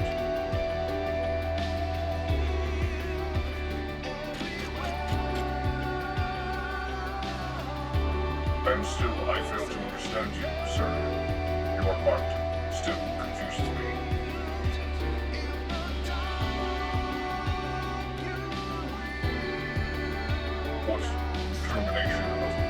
Was termination of everything the correct course? How did you arrive at this conclusion?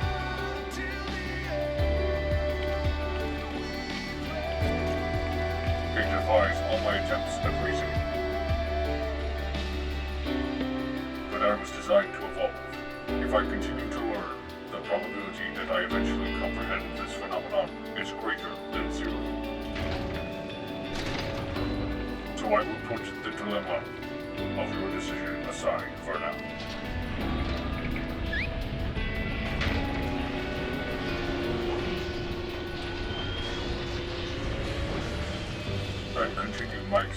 upon this distant star, as I dwell among these many life forms, so I will continue to piece together the complete shape of their mortal hearts.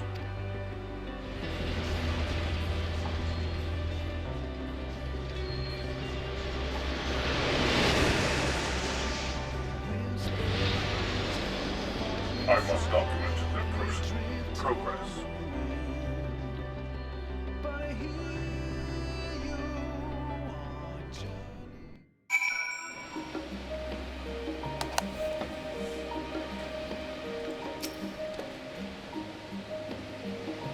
Your contribution to my education is appreciated, Charasia.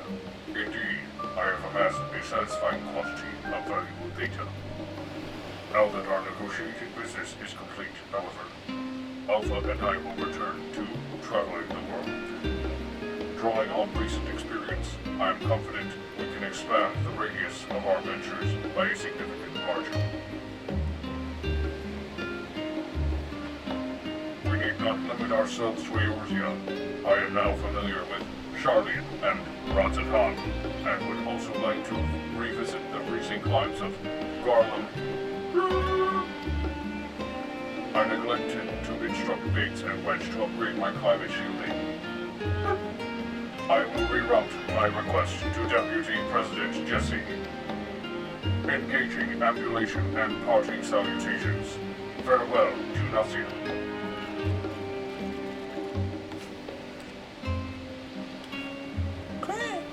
Alpha gives a vigorous shake and draws forth a scrap of paper from under his wing.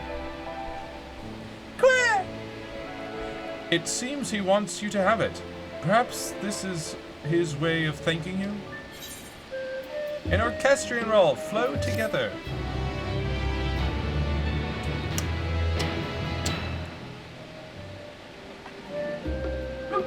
Swiftly, Alpha. The road is long and we have barely begun our journey.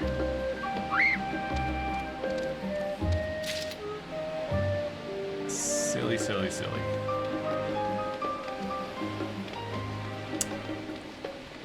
But that finishes their little tale, at least for now.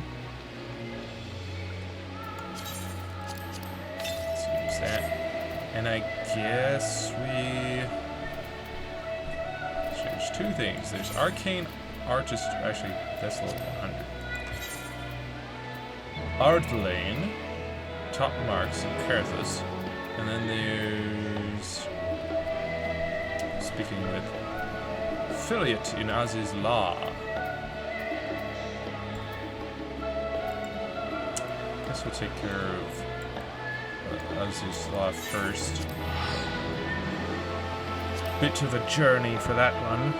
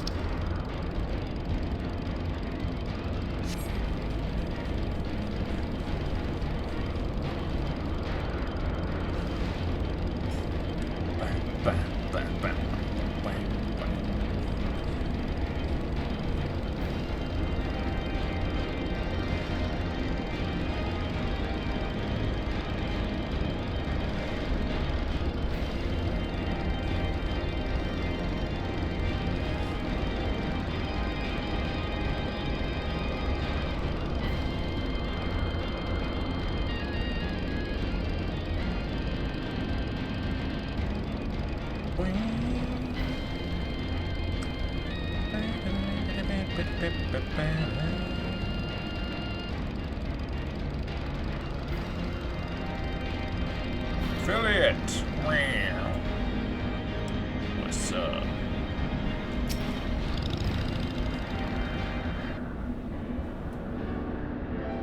Alright, time to take a look at this here teleporter.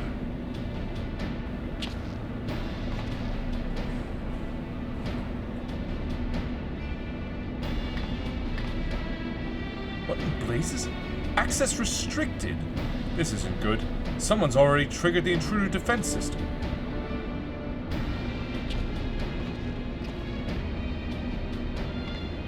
The only way in now would be aboard an airship. And that would mean piloting the Enterprise.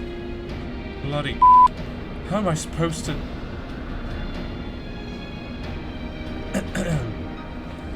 Jurasia! I didn't... you didn't hear that, did you? You deserve better from the Ironworks. But the truth is, I'm just a simple man from the Broom. Meant for simple tasks. This is beyond me. With you here, though, I suppose things will work out, right? Leave everything to me. You're a saint, truly. Suddenly, I'm not so nervous anymore. Now then, as you might have overheard a moment ago, the teleporter's been locked. Seems someone beat us here and activated the defense systems. It's nothing the Enterprise can't handle, though.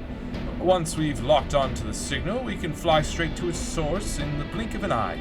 We'll depart as soon as you're ready. Yeah? So that big structure over there? The Fractal Continuum. Hard, now accessible.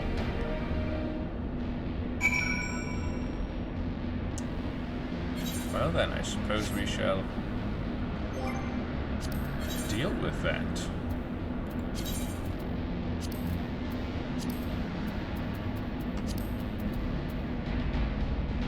Should be, what, Stormblood? Yeah. Whoops. Not clear selection, just join.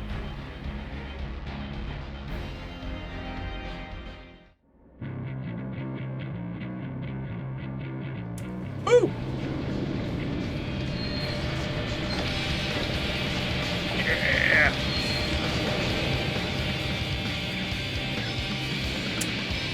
Nice! Nice riffs. Lots of Pokeballs in here.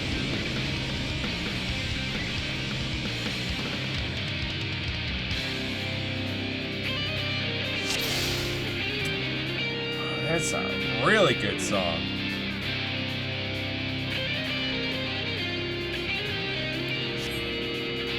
Y'all ready for this?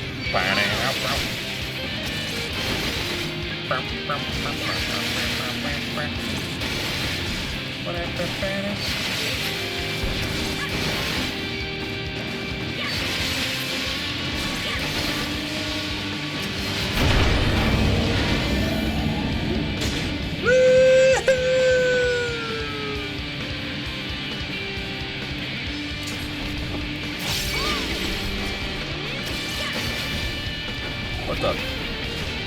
Strangely familiar it is. Who's that?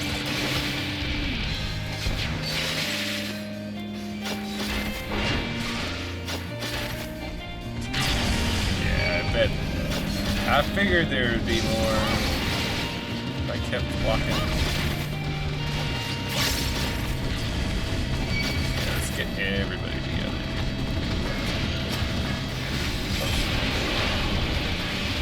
This one. Ah! He's stunned and then paralyzed. Woo!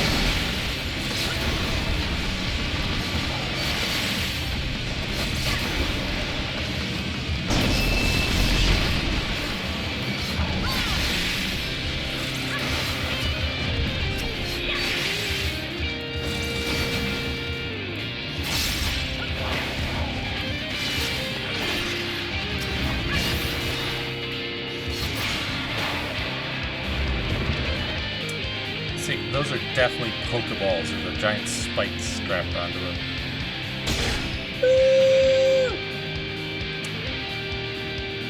Mother Bit. Lepta. USB.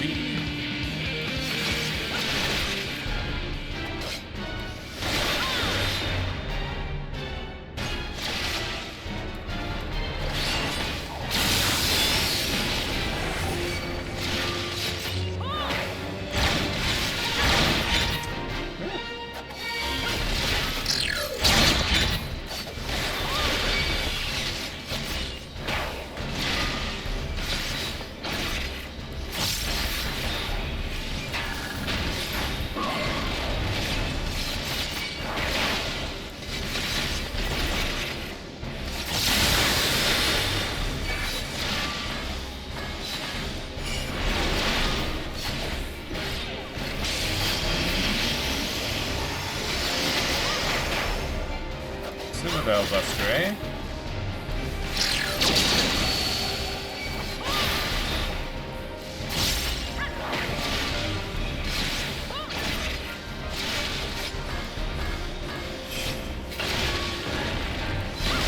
Ah!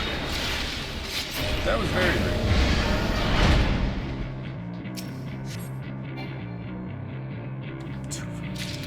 Come on. A ring of Fen.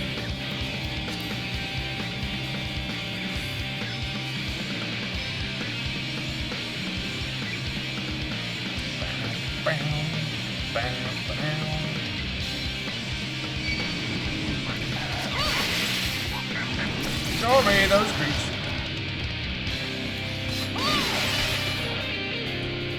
Did you say ignore me, these creatures do, or ignore me?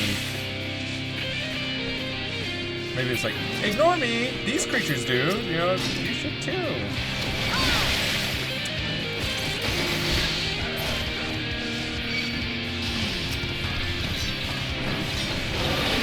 Whoops. Not that.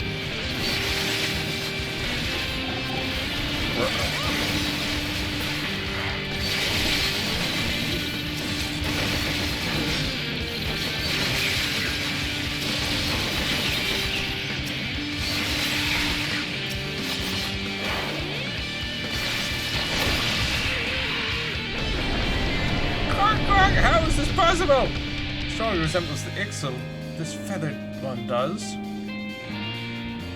Yeah, it sure does, little Ixal guy. These creatures mistake me for this, I fear. I don't, and I'm right here. You're just gonna stand there, huh? Very well then.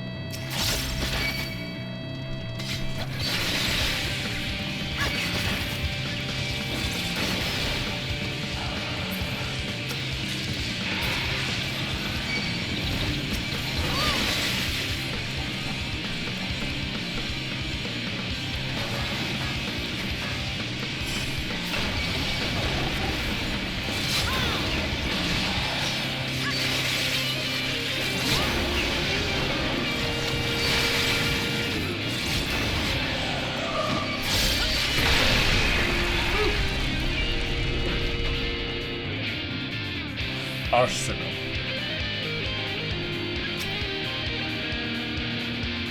The Ultima Warrior.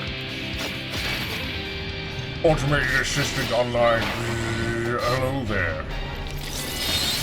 I see you've activated Ultima Prototype 4.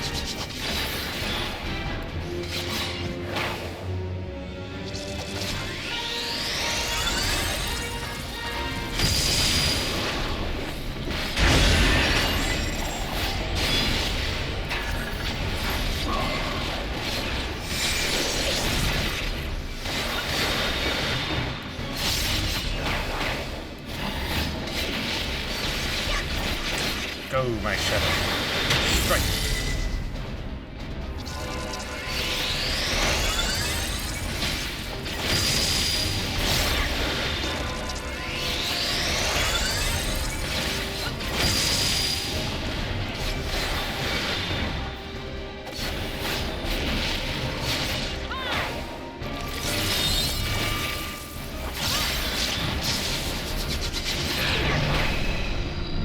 Well, you were pretty cool, but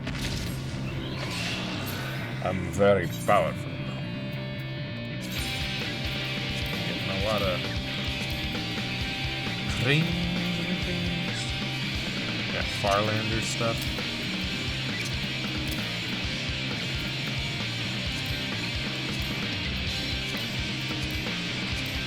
Clear out some of this.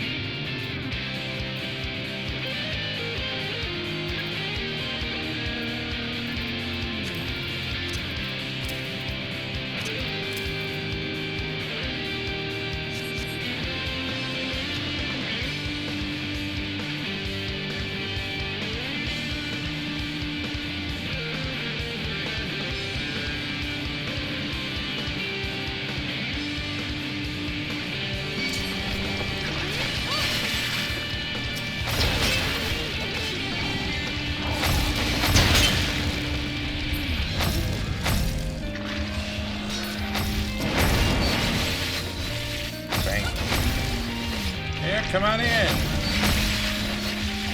Join the party.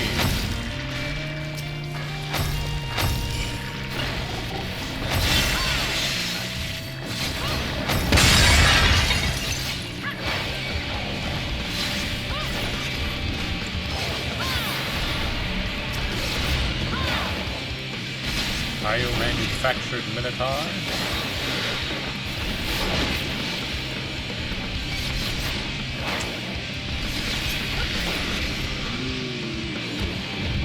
I guess the other one gave up. Lost interest.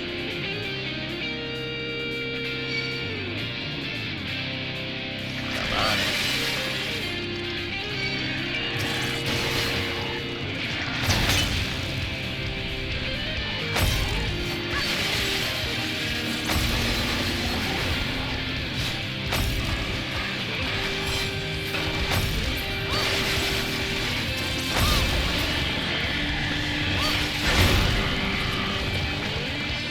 Come on. No, you. Alright. Security terminal.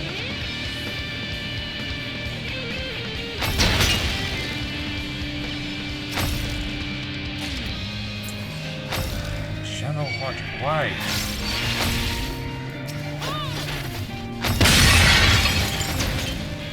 Yeah, come on.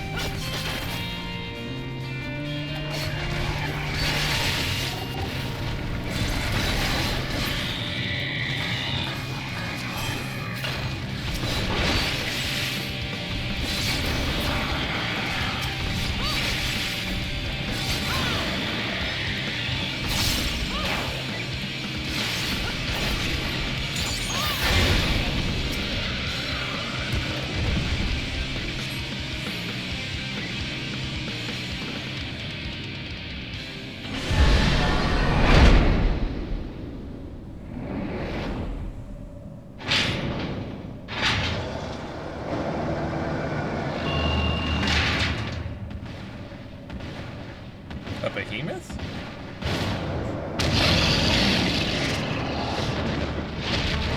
The horns of the crooked there, behemoth guy.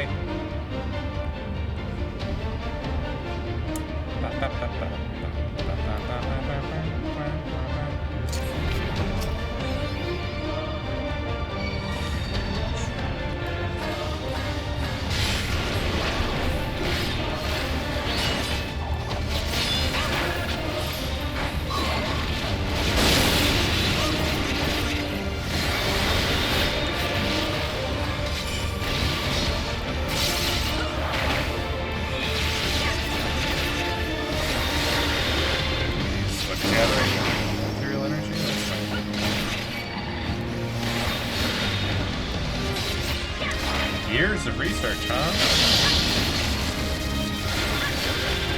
This is the result. The thing that I'm about to kill.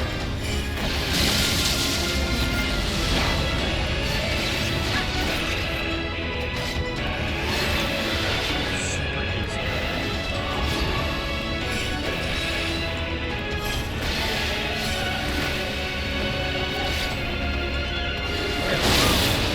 Right.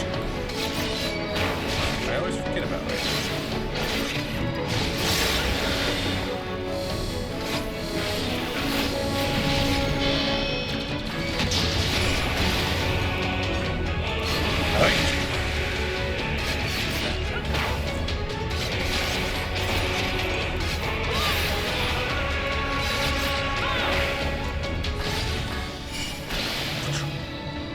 Right.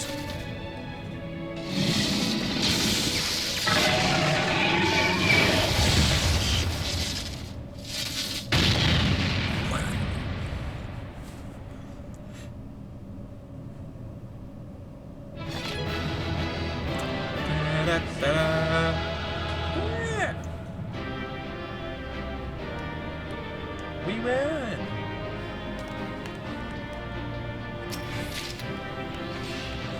Preachers of Revenue. So I got a choker, didn't I?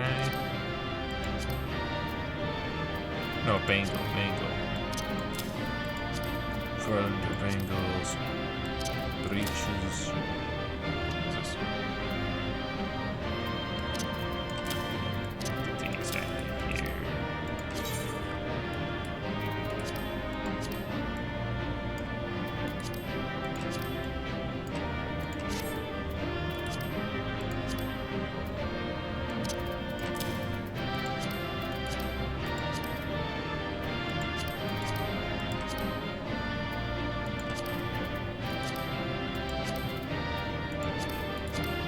Whoa. Get that out of here. Get that out of here. And that. What is this like? I might throw that into my armor chest.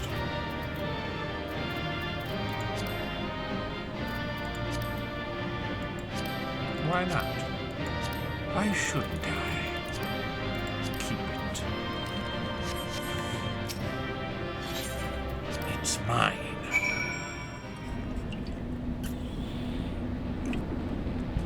It belongs to me. Brilliant. By alone, how are we in one piece? At least now we know for certain Allagan weapons were the source of the signal. But why would they need Ultima weapon prototypes in there? On second thought, I'd rather not know the answer to that.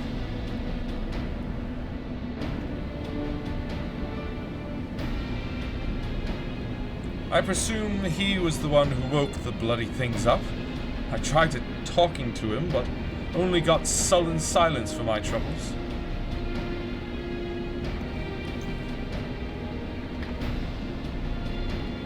On the bright side, the teleporter should be functional now. That's assuming, of course, there's no one else lurking about.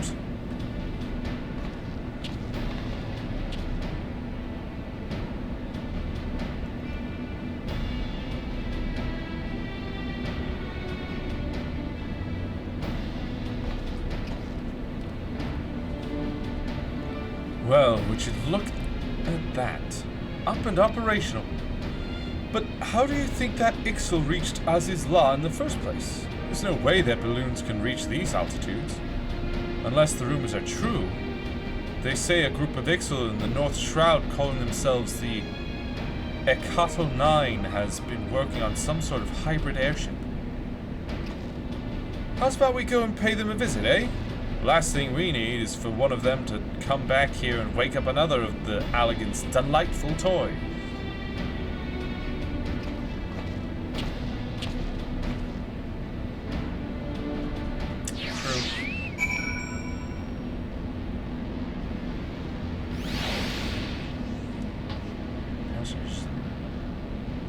Look at that beautiful glow.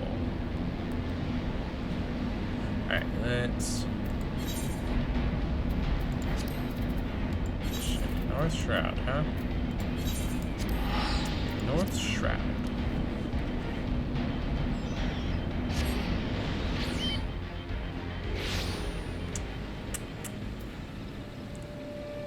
Any merchants? Ah. Merchant and mender? Perchance? Yes. Lovely. I'll repair my stuff real quick. Sell all of this junk.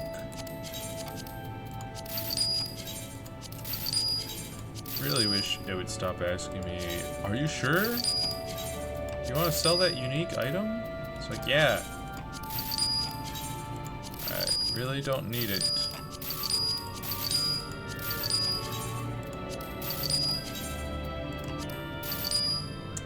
I need the money.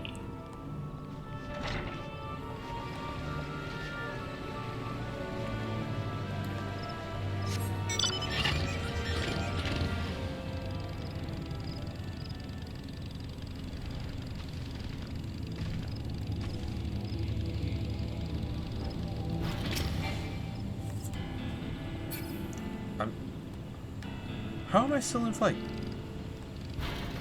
What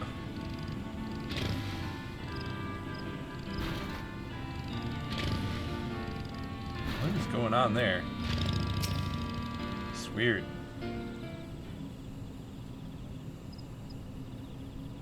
There you are. Well, come on then. Let's go and have a word with the Ixal. Well, come on then.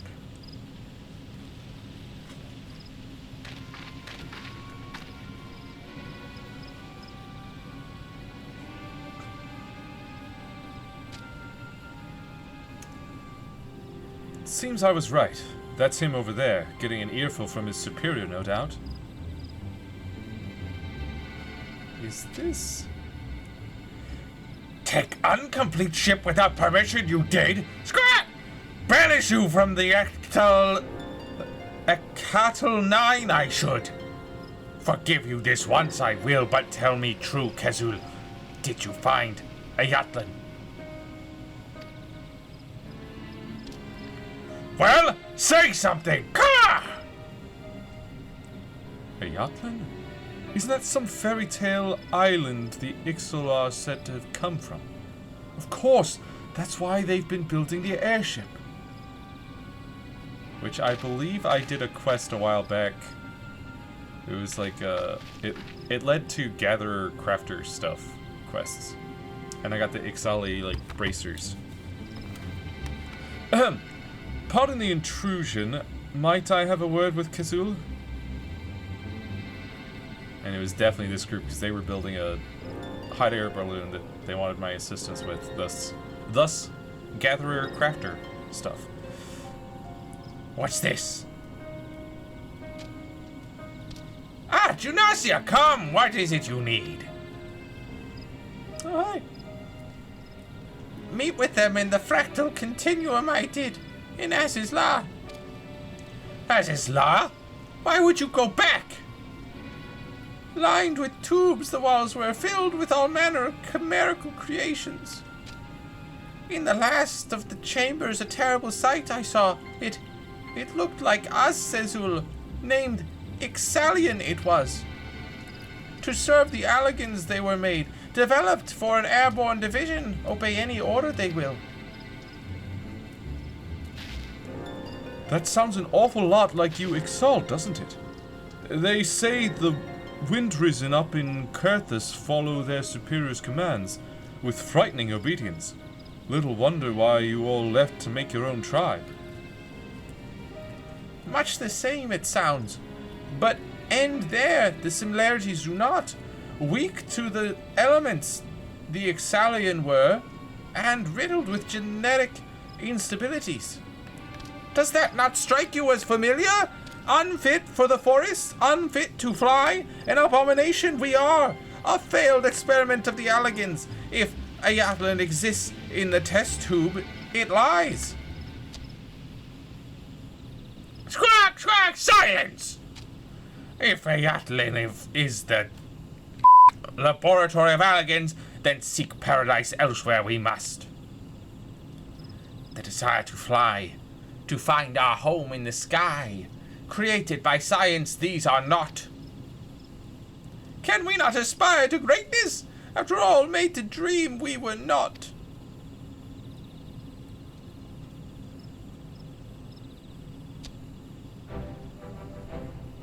Speak of this again, you will not, understand?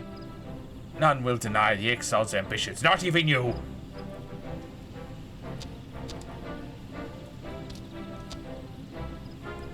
Forgive me, I was wrong. Our paradise, Ayatlan. Fight it in Azizla, I did not. But someday I will, together with the Ekatal 9.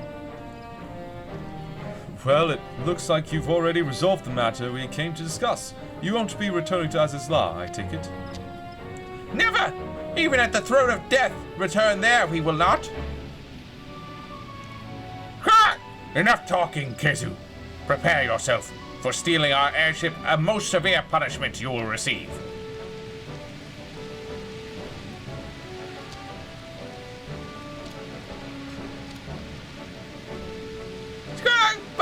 But Sezul!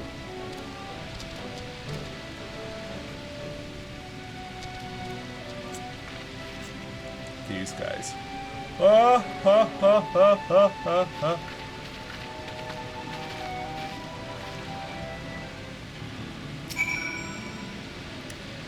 Everything's settled then, eh? And who would have thought the Ixal actually came from Azizla? I'd have lost all my feathers after hearing news like that. But they've chosen to keep a stiff upper lip, or beak, I suppose. And here I am being hard on myself for my upbringing in the Broom. All compared to their hardships. If they won't give up on their dreams, then I won't on mine. Looks like I've got my work cut out for me, if I'm to be even half the engineer Sid is. Thank you, Genosia, for everything.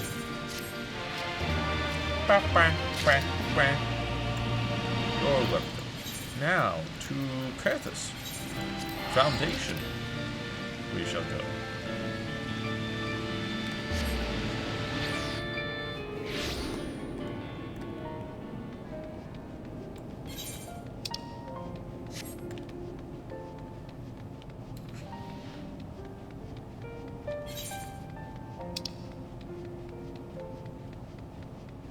The Hunting Heist. Must be a hunt, gather a crafter quest.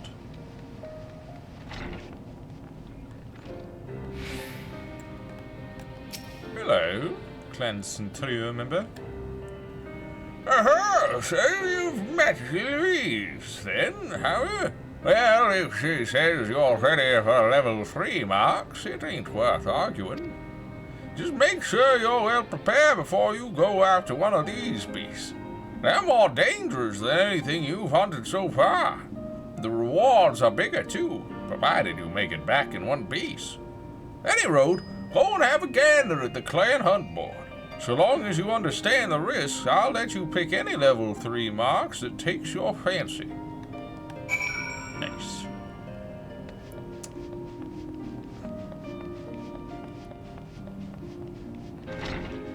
More marks. For me. The clan hunt board is covered in bills showing the details of wanted monsters. If you are sure you're up to the challenge, try taking on one of the level 3 marks.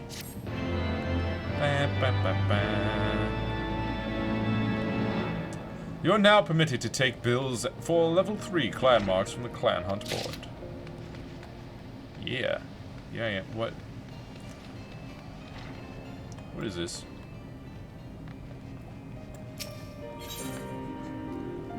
Ardelaine has some good news for you and from the master of Clan Centurio. Well met, Genosia. I've got some good news for you. I've had word from Sir Lildaist, the master of Clan Centurio. Seems he's been keeping half an eye on your progress, and he reckons you're just about ready to spread your wings as a fully fledged elite mark hunter.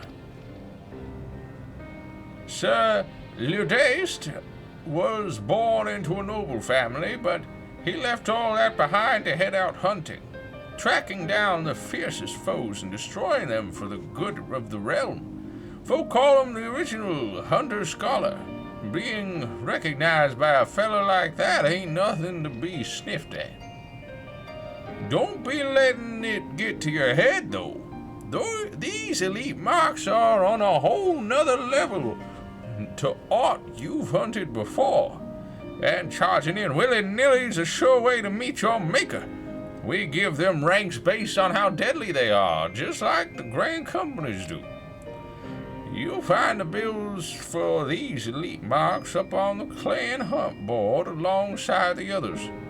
You're free to take whichever bill you choose, but make sure you know what you'll get doing before you head out hunting. Every one of these beasts is a nightmare incarnate.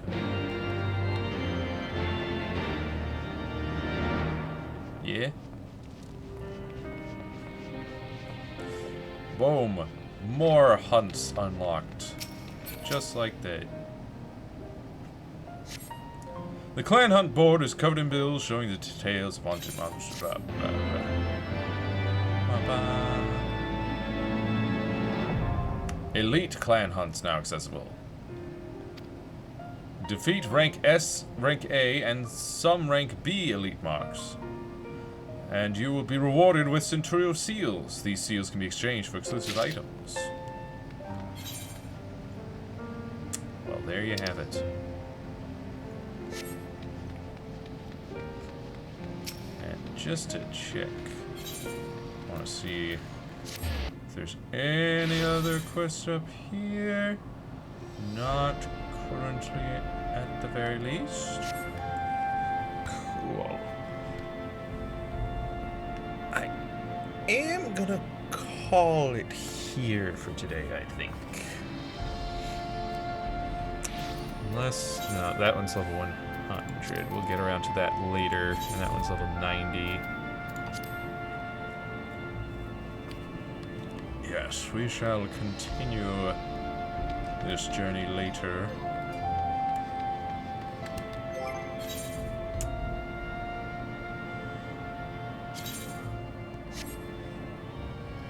For some reason, I'm feeling really tired today. I don't know why.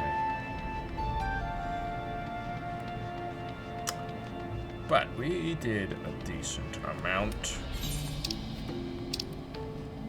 A decent amount indeed. Still, I'm sure there are many other side quests to do. And of course, we'll have to, at some point, continue our adventures on that accursed isle. Wait, for want of a memory, that...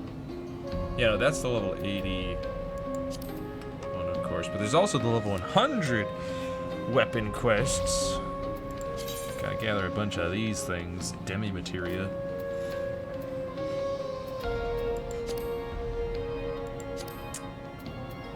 Crazy stuff.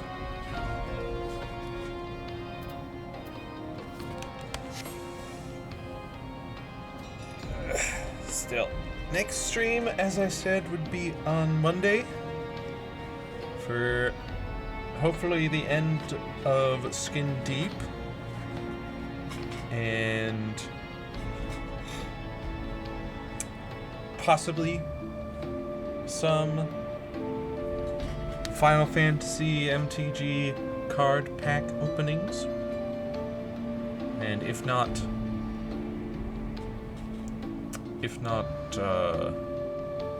pack openings on Monday, there will be pack openings on Wednesday.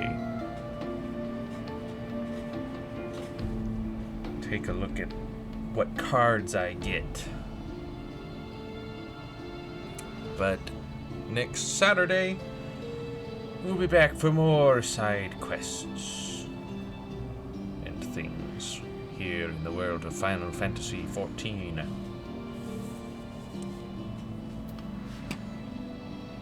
Regardless, until next time, be kind to yourself, have a wonderful rest of your day, and I will see you next mission. Bye-bye.